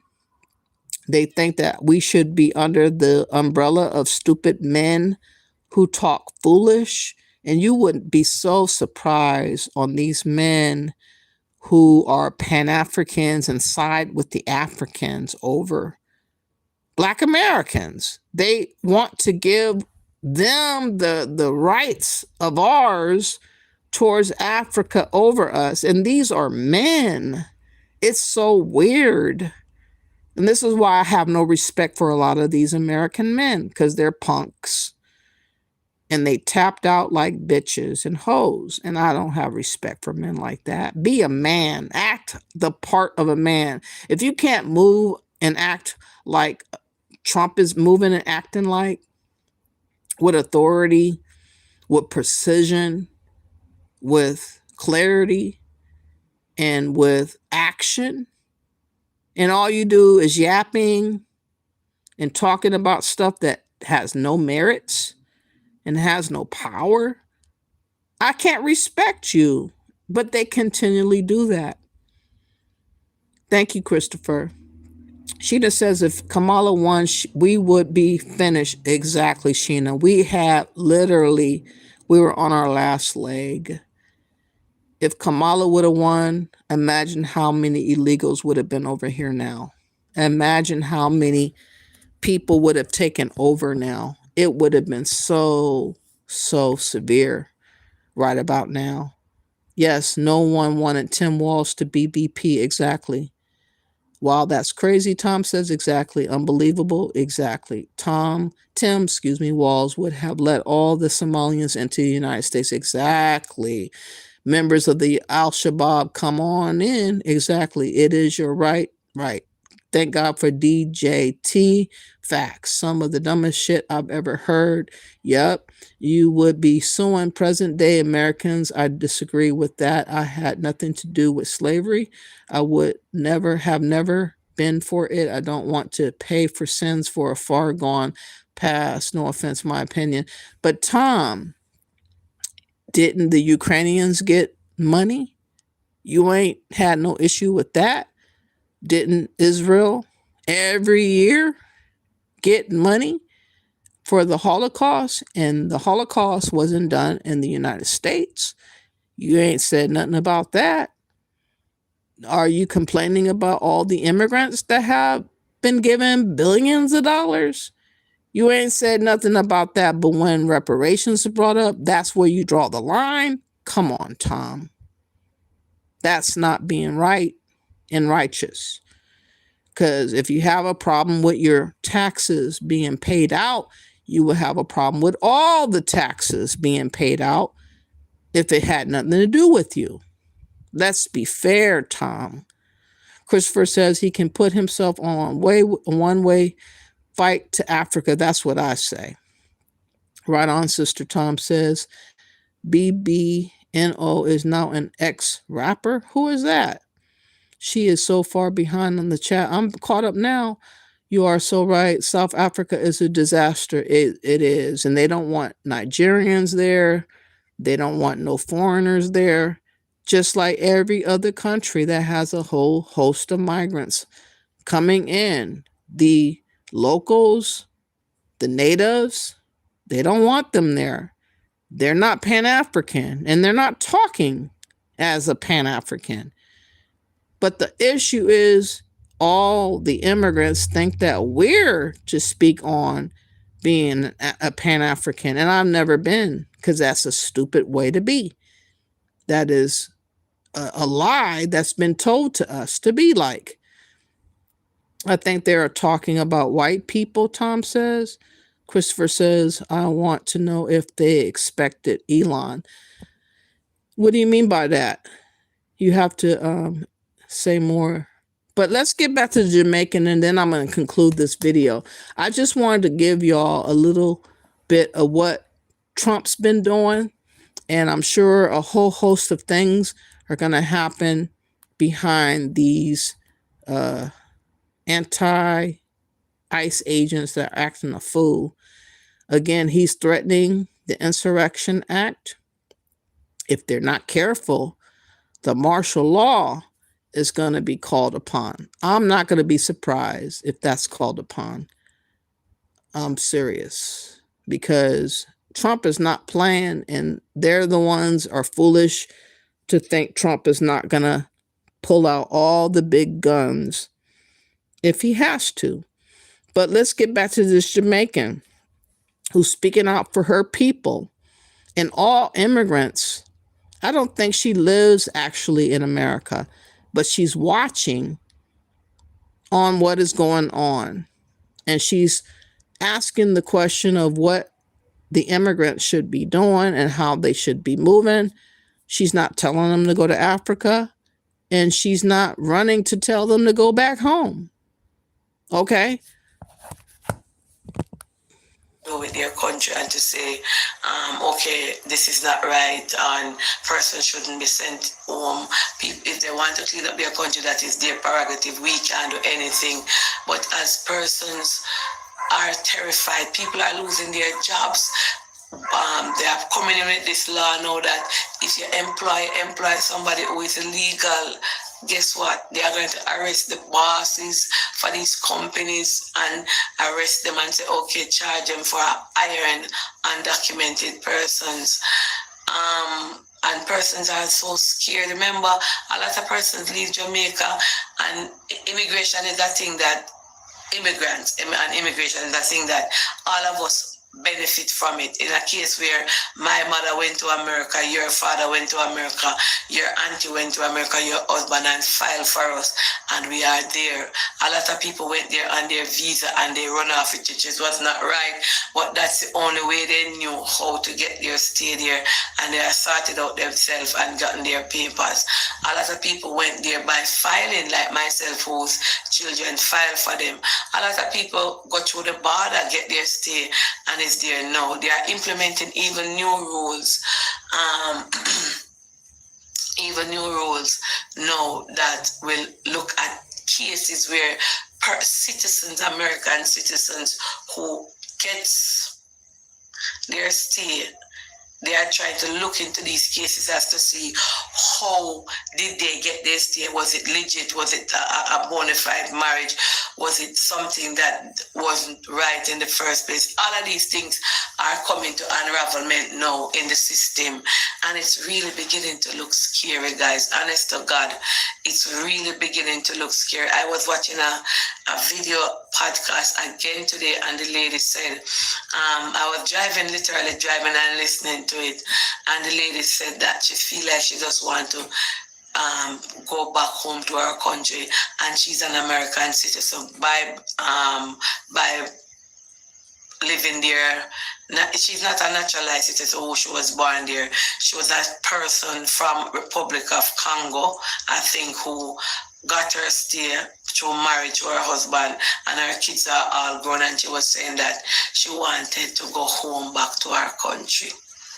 And it's so sad. A lot of people are scared, and whether or not you have somebody who is illegal, it affects everybody, because everybody from every country knows somebody. And somebody was saying, well, we can't blame them for doing what they are doing with their country, because persons from all over the different diaspora has been to America and do all different type of things, and the people them want to clean up them country. What do you think, as a Jamaican or as a Caribbean descendant or a Caribbean person, what do you think this means for us? Is it the best thing for us to come home as a Jamaican? I hear a lady say that on a podcast. In the comment section, she wrote and she said, well, persons get the stay already and they are paying taxes and they are working and they have the permit, so it won't affect them. It does not matter if you are paying taxes or you got your permit. They are looking into every case. I know a lot of Jamaicans are scared right now. Nobody is not safe. Nobody is not safe right now in America. I have never seen this side of America. When you hear words on the street, like literally everywhere you go now on the street, you'll hear people whooping up talking, boy, America not safe again. Everybody better go home back. People are just scared. People can't get to go to work. People have them family over there. A lot of people over there, they're filing. It's in the process. They are even afraid. Like literally a lady reached out to me and she said her sister missed her asylum case date because she was afraid as to what she saw on TV of persons being handcuffed at their hearing, at their case hearing, so they don't want to go to the court hearing. They are afraid. They are terrified. And, it's sad when you have to be living your life in fear, and it's just sad. And I pray for everybody, I pray that everybody work out their situation and work it out, and God work it out in the best way possible for them. When I look at it, Jamaica is not a bad place, you know. The crime is here, but people can make life here. I don't know about the other Caribbean countries, but you know, I wouldn't want them to put me on a plane and send me back home, you know. And I'm not telling persons what to do, but you know, sometimes you think America is the best place for you when actually there's other countries that persons can go to. The spotlight is now in America, and let me tell you something, you know, other countries going to follow suit. Other countries is going to follow suit. Might be not this year, but probably next year, you know. So as a Jamaican, let me know in the comment section how you feel as to all these new immigration changes that is happening in America, and how persons are reacting and acting based on what's going on. It's like ICE is literally everywhere on the street, and this aspect of where they say that they're going to go house to house to search for illegal immigrants and persons who are there illegally. This one is the most terrifying part, because persons' home would have been the safest place for persons to stay, and to hear that they are coming into your homes now. When I hear about all the changes in the immigration aspect, you know, I never knew that these things that is happening now would have been so drastic, like these drastic changes when you look on the television. Yeah, they thought the hustle was going to live on forever and ever and ever. You hear this Jamaican woman, I believe she is living in Jamaica, but she's talking in terms of maybe her family members being in America and how they're now running out of time and kind of stuck in a corner, being exposed and shown and investigated over and looked over. They don't like that. They don't like the attention that Trump's bringing. But this is the way that America should have been a long time ago. A very, very long time ago. I think 10 years or more ago, this should have been what should have happened to prevent this invasion of illegals and immigrants hustling the system. Now, I want to play my last portion of video. I listened to this video yesterday by Roland Martin. He is of Haitian descent. He might have been born in America, but his parents and other members are from Haiti. And he's definitely for the immigrants to stay and come and continue invading America. And he feels some kind of way about Black Americans not on the side of so-called Black immigrants and how they're being treated. He feels some kind of way about us not standing up for them. But who stands up for us? Nobody. But he had a lot to say, and I want to play a little bit of that, and then we'll conclude. But this is a bona fide Democrat who is a shill for the Democrats and also has lineage to immigrants. And you need to understand that these immigrants think that they should be able to dictate to Black Americans a whole host of nonsense. And, you know, we are not having it. Luckily, we have wised up. We are delineating, meaning we are trying to make a distinction between the immigrants versus who is the real American. Because for so long, we just accepted being called Black. And that hustle of the Democrats and the Pan-Africans have messed up the minds of Black Americans. But now we got it together and they're really bothered by it. I want you guys to hear this. Please hit that like. Please share, subscribe to the channel, and understand that the Democrats are just not for the indigenous American blacks who are not immigrants. They think we're supposed to work for them.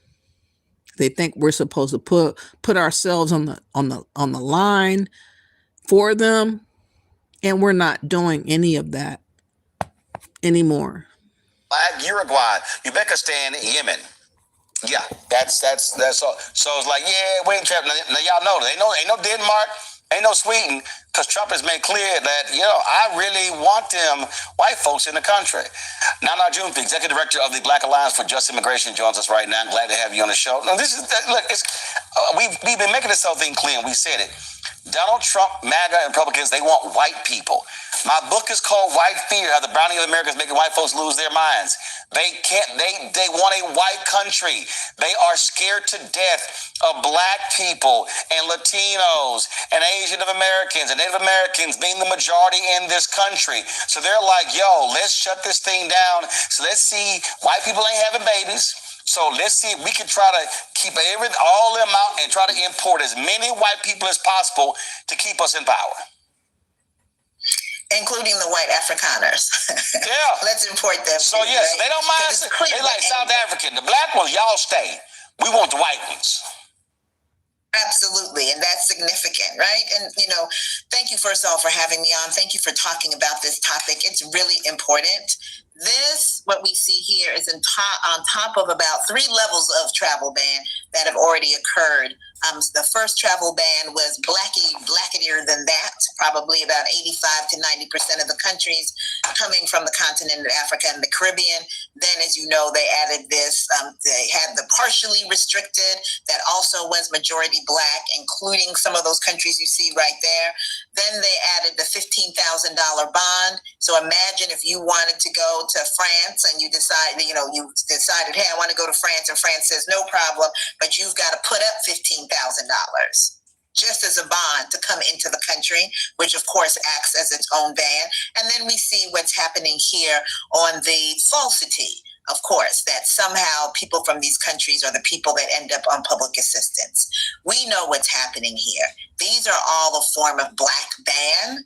They may have some other folks, other sprinkles on top, but at the end, that's really what this is about.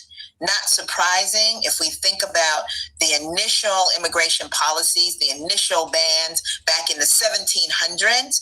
People think that the first people excluded were Chinese, but the first people excluded actually were Haitians, because Haitians were free, right? They freed themselves and said, we want to go around the world, including the United States. And the United States quickly banned Haitians from coming into the country. And what we're seeing here, as with a lot of other things this regime is doing, they are looking into the past and sometimes into the hundreds of years past to see. So she thinks after the Haitians have freed themselves, she said in the 1700s or 1800s, that they should have the option of coming to America. Why can't they have the option of building up Haiti? What is wrong with these melanated people having accountability to their own home countries? Why do they want to have the right to flee everywhere else but stay where they're from?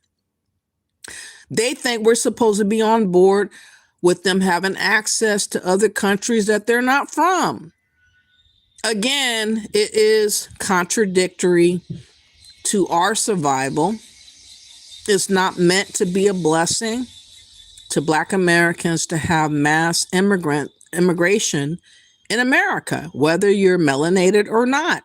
I don't want South Afrikaners, Haitians, Jamaicans, Africans, Hispanics, whomever, to be allowed illegally coming into America. There's nothing to benefit me behind that. They're siphoning resources. They're taking over housing. They're taking over jobs. How can I support that? But they're going to try to sway us by talking about, the white people just want white people here. They don't want melanated people here.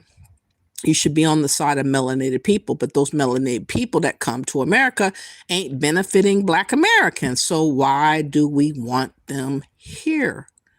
There ain't no clear-cut reason, but they're going to try. Look at her big-ass mouth, by the way. It's wide open. Fits something in that motherfucker. God dang. How they can use those same racist, authoritarian, violent policies right now in the present to achieve those same goals that they've always wanted to achieve. The impossible goal they'll never achieve of turning the United States into a white country. You know, and this is what I've said. So, you know, it's a lot. You got these folks call themselves Foundational Black Americans, FBA, B1, all these different ADOS, all these different titles they use. So here he is now. He wants to talk against us who wants to identify ourselves separate from the immigrants. And he has an issue with us self-declaring our own identity because it doesn't allow them to camouflage themselves behind our name. And here he is about to speak out against us, not giving a damn about them being deported and being blocked and barred from coming into America. Why? Because we're not related and we're not immigrants, and now they want to act confused simply because they're so-called Black. That's not going to reach me. That doesn't move me. I don't care. Present to achieve those same goals that they've always wanted to achieve. The impossible goal they'll never achieve of turning the United States into a white country. You know, and this is what I've said. So, you know, it's a lot. You got these folks call themselves Foundational Black Americans, FBA, B1, all these different ADOS, all these different titles they use. And they have been, a lot of them in vehemently anti-Black immigrant. And I keep trying to remind them, first of all, if you look at the numbers, first of all, 10% of the African-American population in the United States are Black immigrants. So understand, you start going along with this policy, you're talking about, losing 3 to 4 million people going out of this country, and that's going to impact voting numbers. That's going to impact a whole lot in a lot of our cities. Folk ain't understand. But these voters vote for themselves and nothing related to what Black Americans want. They are against reparations. They're against us tightening the rules for immigrants. They're against anything that secures our borders because they benefit off of us being stupid and wide open to receive any and all immigrants or illegals that come through. We can't rock with that. But he's trying to use the notion of Blackness as a reason why we should be rocking with them. When they vote, they don't think about Black Americans. They're thinking about themselves. They're thinking about how they can maneuver.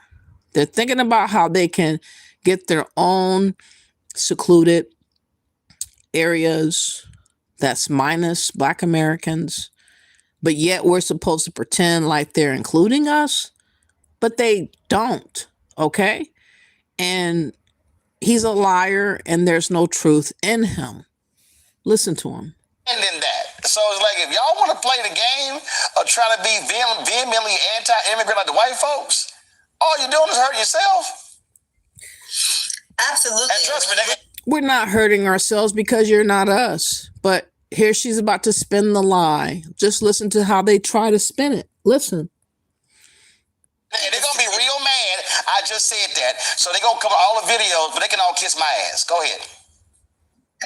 But certainly when you think about also the children, people like myself who are born of Black folks born outside, now all of a sudden you get to 1 in every 5 Black people being either a foreign-born Black person or a child of a foreign-born Black person. That does not include my son. Shout out to him, turned 30 yesterday. And so now you have a 3rd generation of folks, right? No, hold on. I want to stay right there because that's critically important. So what you're saying, again, this is the thing of these people, this is when you're stuck on stupid and you don't pay attention. So I'm just going to use, so you take Eric Holder, who was the Attorney General. Barbados. You take Colin Powell. You take Shirley Chisholm. I can go stick. And none of these people who are immigrants that are in power has ever done anything for Black Americans. So what? They're so-called Black. They're not benefiting us. They're bypassing us. They're leaving us with absolutely nothing. But because they have accomplished something, he's trying to make the link that they're doing for us when they are not.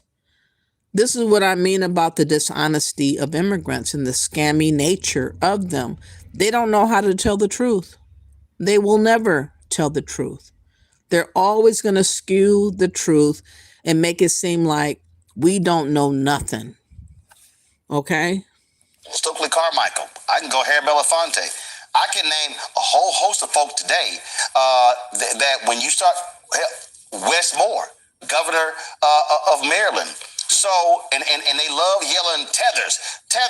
So the number you just gave, so what you're saying is that 20% of African Americans are children of... Again, we are not African American. That title, that name was imposed onto us in 1988 by Jesse Jackson. I never have claimed that term as a teenager. I only call myself a Black American or Indigenous American Black.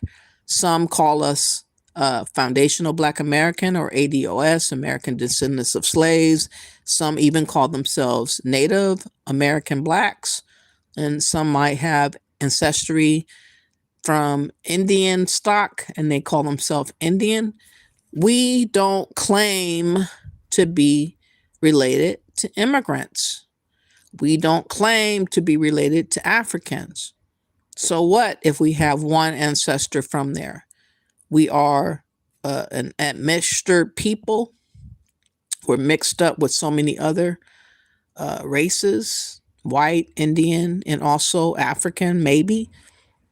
We do not worship Africans, which a lot of them think we should, because it helps benefit them if we do.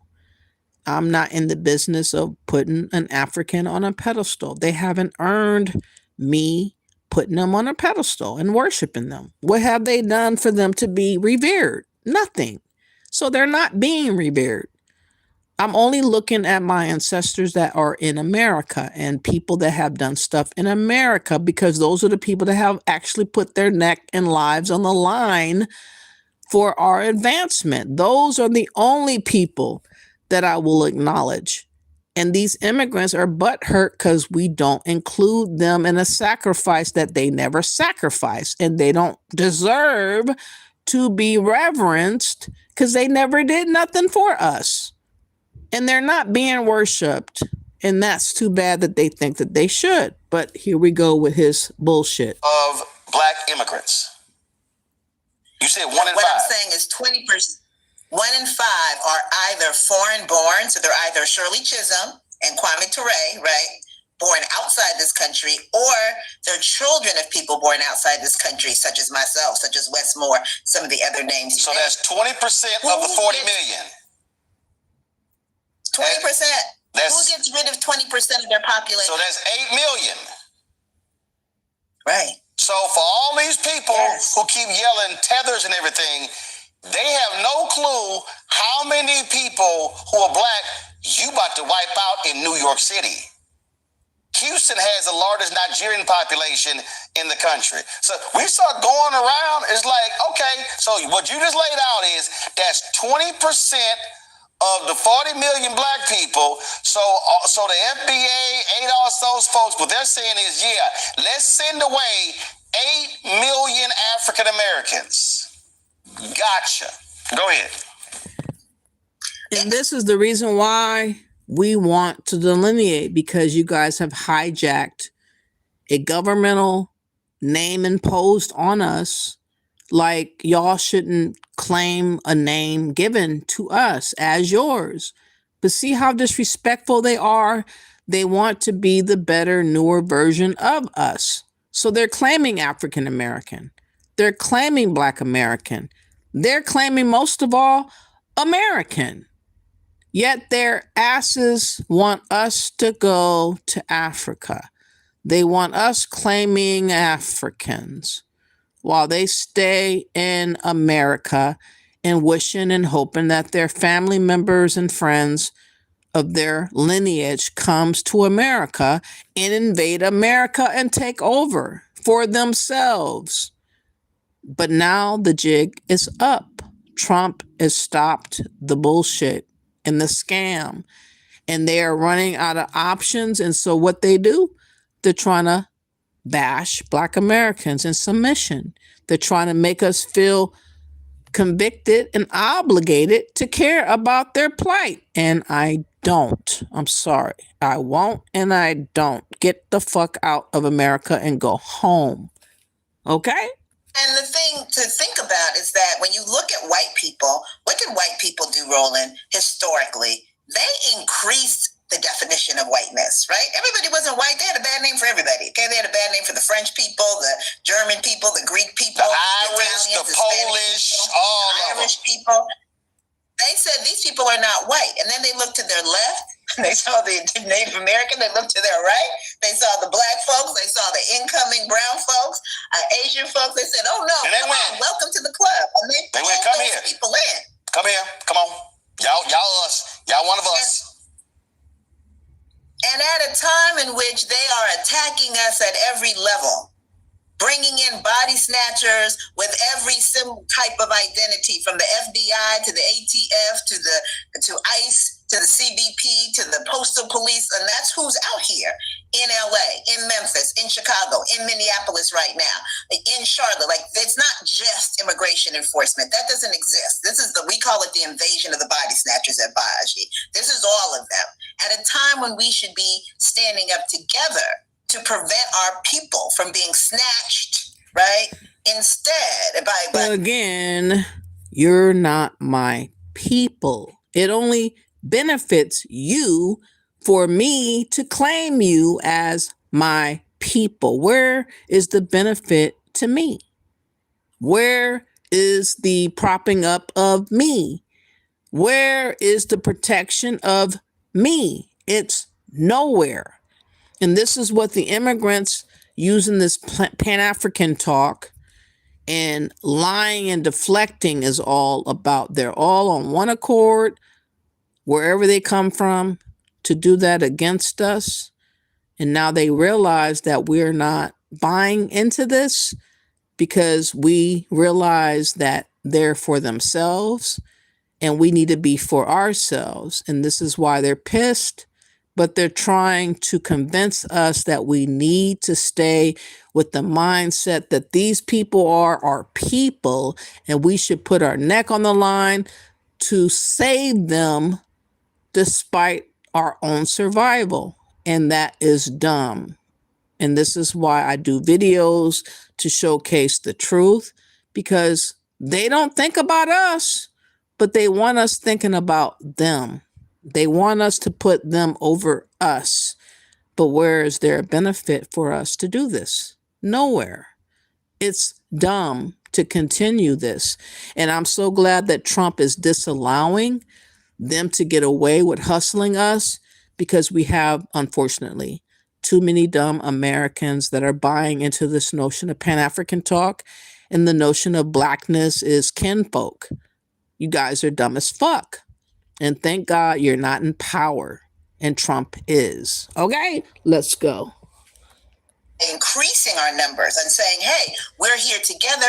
Instead, we have people that are supporting that effort, who are trying to divide people and trying to separate people, which is not going to be helpful, particularly with the ban. What people, I think about some of these countries. Look at a country like Ghana, which is a country that so many people, African Americans included, are moving to, marrying people, all kinds of stuff. And now I'm getting all these calls from people saying, wait a minute, my friend was coming to visit. I have someone who I was helping that got into university. They can't come. I can't get my fiance over here. Correct, because there's a travel problem. travel bans that are happening, or there's 15,000 that you've got to pay, or in this case, they put everyone's applications on hold while they do a so-called review. And all the review is, Roland, is they just want to see, will you give me your minerals? That's it.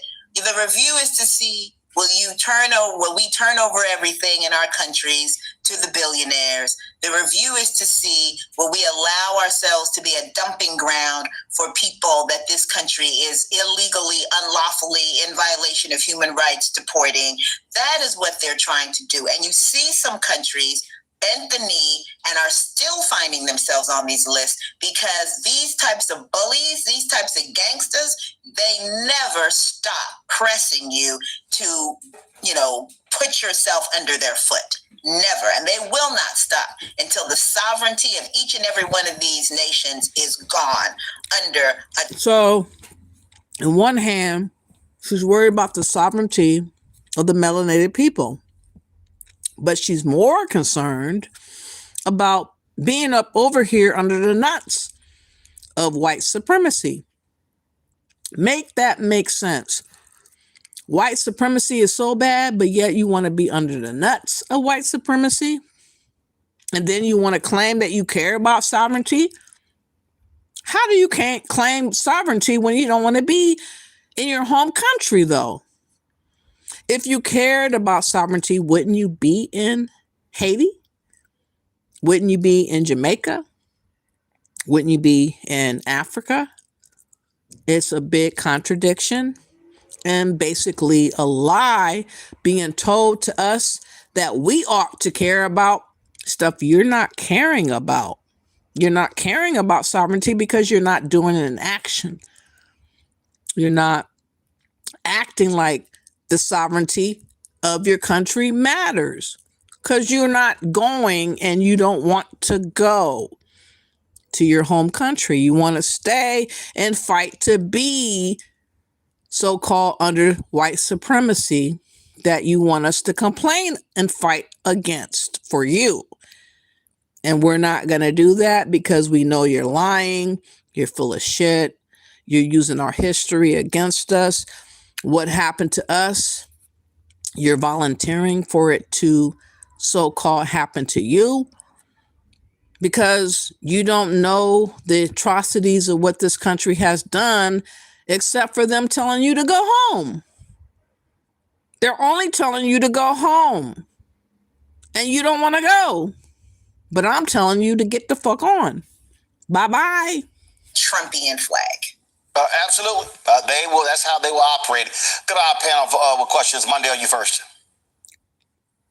Yeah, I appreciate you letting people know that back in 1790, I think when we had our first restriction of Black people, like you had to be not just free citizen, you had to be a white free person to become a citizen of America. I think people believe that, America is majority white because white people are what America was designed and made by, but they forget that it was immigration policies that created this white flesh on majority of Americans. Can you talk about how America has only had truly about 50 years of free, 14 years before 1790 and 36 years since 1990, where Black people were allowed to immigrate, and talk about what that looks like and how people shouldn't be surprised that we are back there again? Yeah, absolutely. I mean, when we look at what those two time periods that you're talking about, where you had immigration policies that were not just absolute, right? That weren't saying you absolutely can't come in, then you did see Black people come in. It's important to point out that it wasn't just free flowing, right? That it was very specific. It was particular folks that they wanted to have come in. Labor is always one of them, right? And one of the things that I talk about is that it cannot be that the only way that Black people can come to this country is in the hull of slave ships or the hull of planes coming in to do work for this country, right? That is not the way that it should be. But that is Again, you have the option to stay your ass up out of America. You can't reassemble the priority of what America calls for. If you want to be here and what's lacking is labor, and you want to be here so bad, then that's what you got to do. And if you don't want to do that, you can stay your ass where you're from and do the things that the Haitians do on a daily. Okay, then you won't have to have the complaint that you're talking on, because you're not being genuine in your complaint. You are a liar, a schemer as usual. And this is what they all have going for themselves, is lying and scheming to Black Americans and crying to us about how unfair it is, when all along it's never been until now that Trump has even noticed what you guys have been getting away with for decades. And now you are surprised that he's calling it out, and he's doing something about the scams and schemers of the immigrants and migrants that you have been getting away with for eons.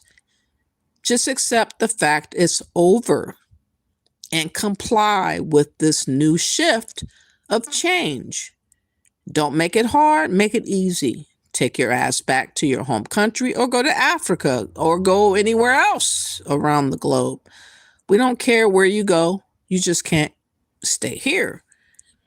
And you can't expect Black Americans to want you to stay here, because, again, there's no benefit for you being here. In America, you guys made it plain and clear how you were about your own kind. After decades of being like that, you can't switch up and claim you're about us being unified, because you're only doing that out of desperation, and you're drowning and hoping to grab onto my life jacket so that you don't drown. And I'm just going to push you off of me so that you do drown, because I don't want to take a risk and drown with you. It is what it is. Okay, Tom Brent says, you are so right. Thank you. South Africa is a disaster. Unfortunately, it is. You said, I think they're talking about white people. I want to know if they accepted Elon because he is South African. South Africa is doomed. It is extreme over there. Sheena says, Kala calls us bottom feeders. He says he respects Africans because they are fighters. They're not fighters. They're fighting to become a newer version of us. They're fighting to do what's already been established here in America. Kala is a bitch-made man. I have no respect for his jughead at all. At all. I want him to be scammed so bad by Africans so that he can learn a little lesson. And by the way, for those that may not have heard, Art Cathy passed away maybe 4 or 5 days ago. She was a YouTuber that was promoting repatriation to Africa, in particular Gambia and Ghana. And she lost the fight to colon cancer. And you know, her last words was trying to get back to America to see her family and to fight her cancer. She did a YouTube, or she did a, what do you call it? Trying to get money, raise money to go back to America. And she just recently passed. She was about 43 years old, y'all. And her brother mentioned on her Facebook that she passed. And what I'm seeing as a pattern is all this passion and disrespect of Pan-Africans putting and elevating Africa over America about 2-3 years or so. And then they unexpectedly get sick and pass. And before they pass, their last desire is to get back to America, and they can't get back because they're relying on us to help them get back. After all the bashing and trash talking that they do, 9 times out of 10, we don't contribute to help them in their time of need. and they end up dying. And that's what happened to our Kathy. For those that may have not heard, she recently passed. Unfortunately. It's unfortunate. All right. You said you can't be racist to your own race. That's what I'm saying. I'm not racist. I just am realistic, and I'm not allowing them to manipulate me. You said, I don't think she was trying to hit him, but she did. You think so? Accepted. I want to know if they accepted Elon because he is South African. I think Elon is kind of racist, though. He's always talking trash about Black Americans. You know, he got a lot of money, though. He's always hyperly focused on us. Tom Brent says, I don't think the Ukraine should be receiving money from the United States. I am sympathetic to Israel, but I don't think they have got reparations from us. Israel, let me just give you a little bit of information about how much money United States pays to Israel. Like I said, they get a lot of money per year. And everybody don't say nothing about Israel. They don't say nothing about Ukraine. And not even that. All the monies that United States pay towards Africa and other underdeveloped countries, it's ridiculous. Let me see how much money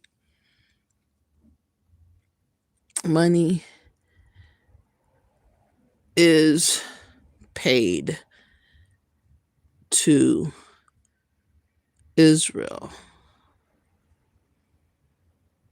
Okay, Israel from America.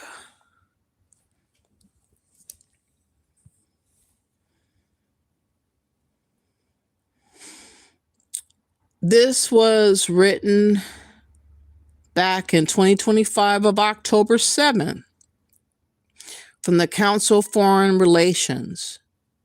It says Israel has long been the leading recipient of U.S. foreign aid, including military assistance. That aid has come under heightened scrutiny over the course of Israel's conflicts with Hamas and Iran. It says the United States was the first country to recognize the provisional government of the State of Israel upon its founding in 1948. And for many decades, it has been a strong and steady supporter of the Jewish state.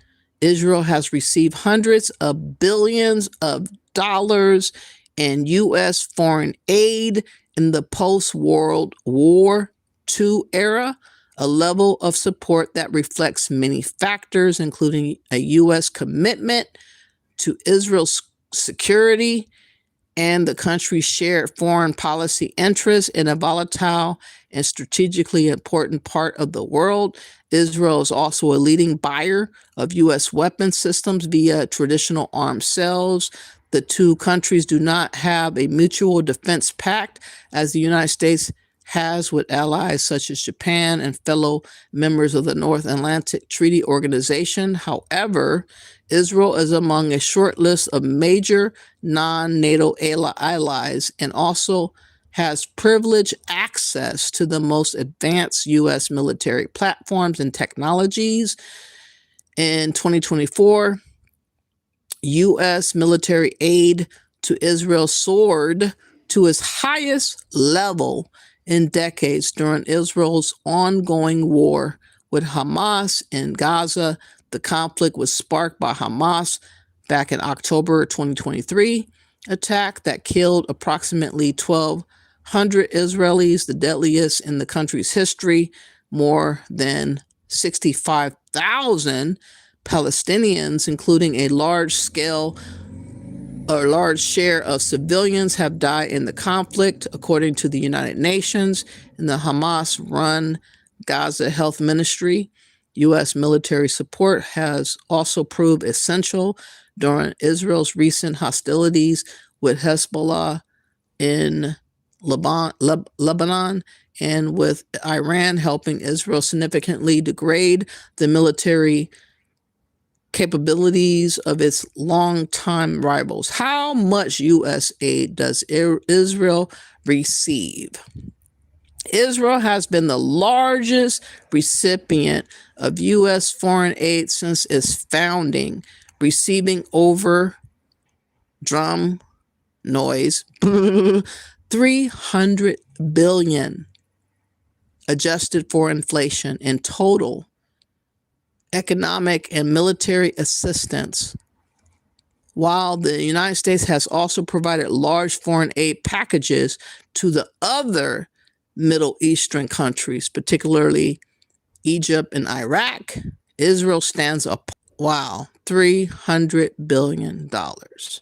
So that's what I'm talking about. Like, nobody has an issue about $300 billion going to them.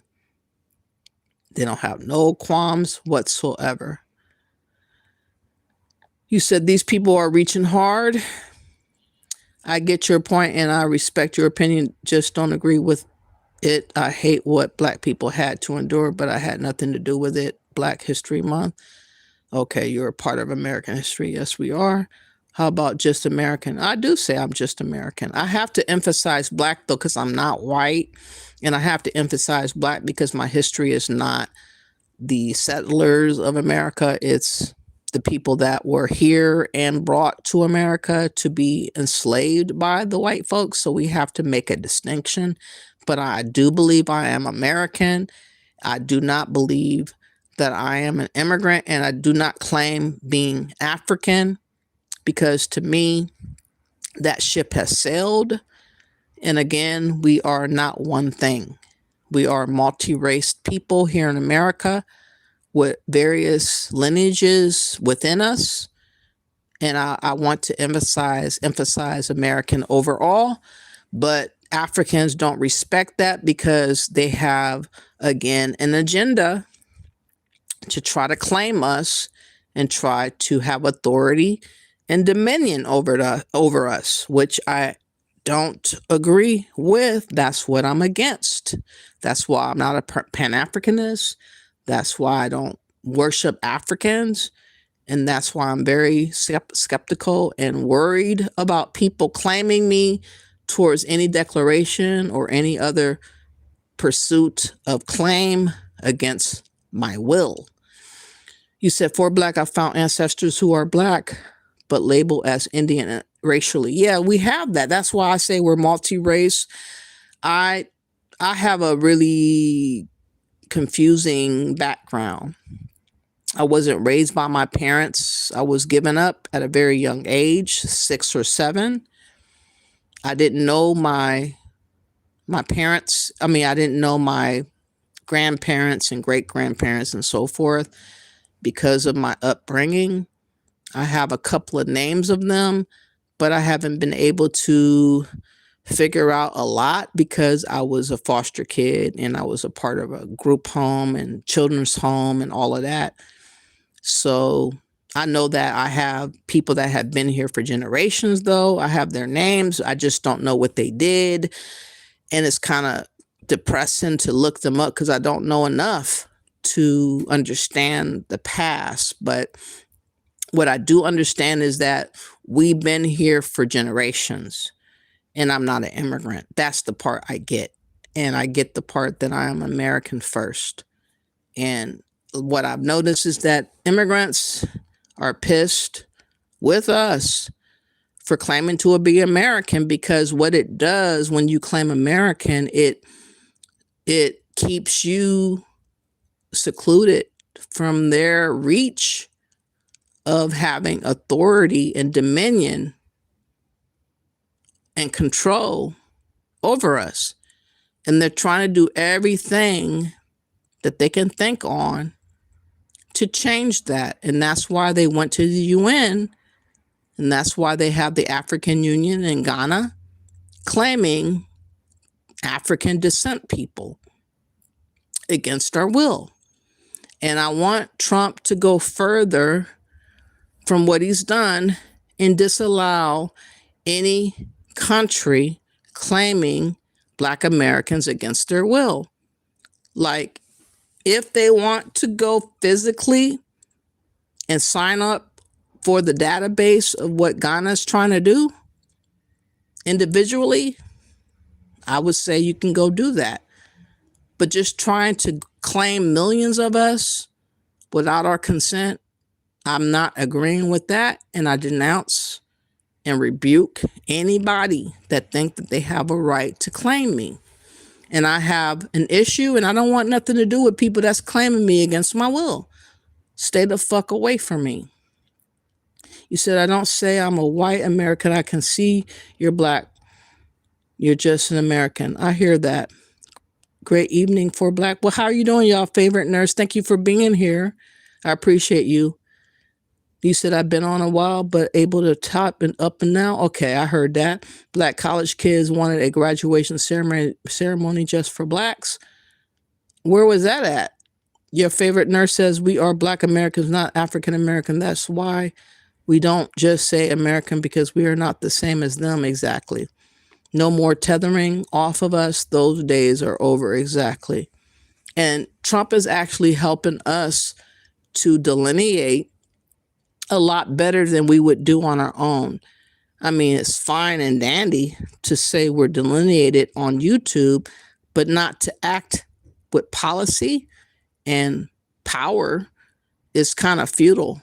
And Trump is making it so to where we actually have a delineation going on, because he's untethering these foreign entities off of us, because we are American. And I salute what Trump's done, because again, they took it upon themselves to just tether themselves to me and to our name that was given to us without our consent. And that's why they got to be stopped. You said that could be true to you, but in my world, when we are grouped with Somali Nigerians while they call themselves American too, there's a difference, and we have settled that. Exactly. We got to settle that. We cannot be confused with being Nigerian or Somalian or Ghanaian or Jamaican or Haitian. I'm none of those things or people. I'm an American, and all I know for as long as I've been alive and well before is America only. I don't understand, if you hate our country so much, why are you even here? Your favorite nurse says, okay, I didn't see it that way. Oh yeah, I didn't take that into account. Your favorite nurse says, what may TMH guide her soul? Yeah, that was so sad that she passed. I can't respect not wanting to be tied with known scammers. I know that's right. You know, I don't want to be tied to people that's out here scheming, and I see them a mile away doing what they're doing, and then I'm supposed to just want to subjugate myself to them. I don't think so. Not in reality. You said, I hate that she was building over there for them wicked folks, SMH. Exactly. And now her body and all the things that she did is all for nothing. Her kids are not going to benefit off of it. She's passed on. So many Americans have passed in America. In fact, Kiki Loves Nigeria did talk about another lady that mysteriously passed at the hospital. And you know what happened? Your favorite nurse? A guy, an African, went to the hospital pretending to be her kid or brother, one or the other, somebody in her family, to get her car keys and get her cremated. And somehow it got back that this person was trying to fake being related to her, and they got arrested. But why would they think it was okay to try to get her car keys? And why would they think it was okay to pretend to be her relative in the first place? A lot of that stuff, I believe, happens. I think that's something that they're normally able to do and get away with.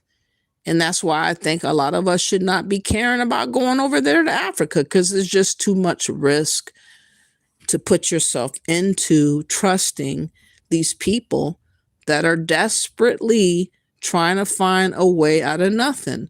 And you are that solution or remedy to them not having money or not having an option or an opportunity. You become their opportunity when you land in Africa.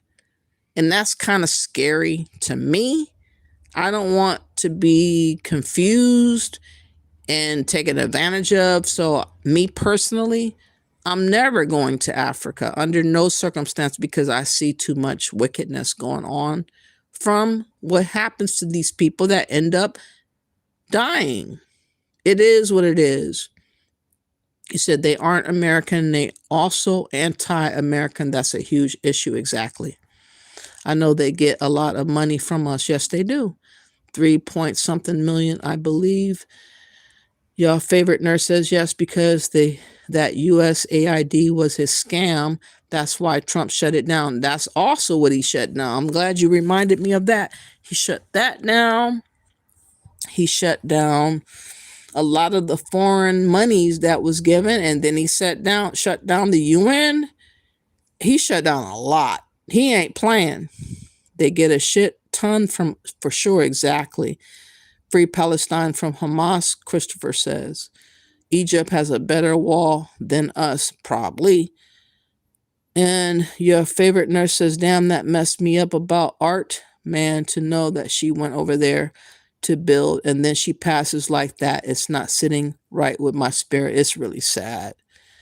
Your favorite nurse says, I think that Trump is doing is spiritual to all people have to go back to their nation of origin.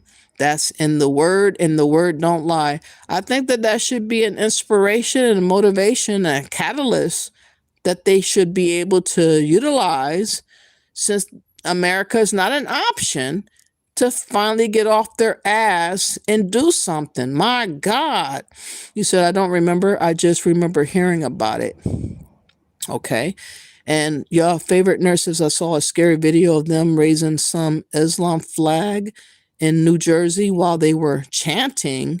Wow. I switched my laptop off quickly. Really? They're chanting now?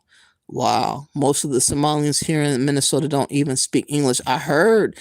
So in closing, because I've been on for a while, we should be grateful for what Trump's doing. Is enlightening and revealing a lot.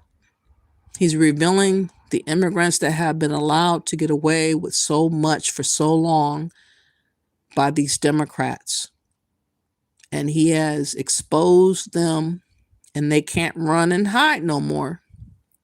There ain't no running and there ain't no hiding. And I am for it, because I'm for my survival and I'm for America surviving. Because if America goes down, Black Americans ain't got nowhere to go.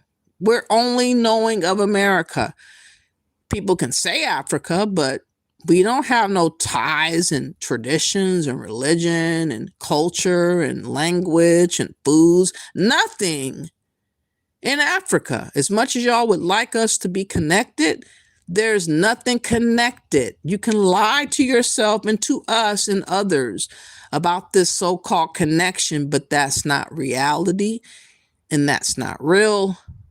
And y'all need to just cut it out and connect with your migrants that are fleeing all over the place and get things popping and better for your homelands, and stop obsessing over Black Americans, because guess what? We're not obsessing over you. And despite what I show,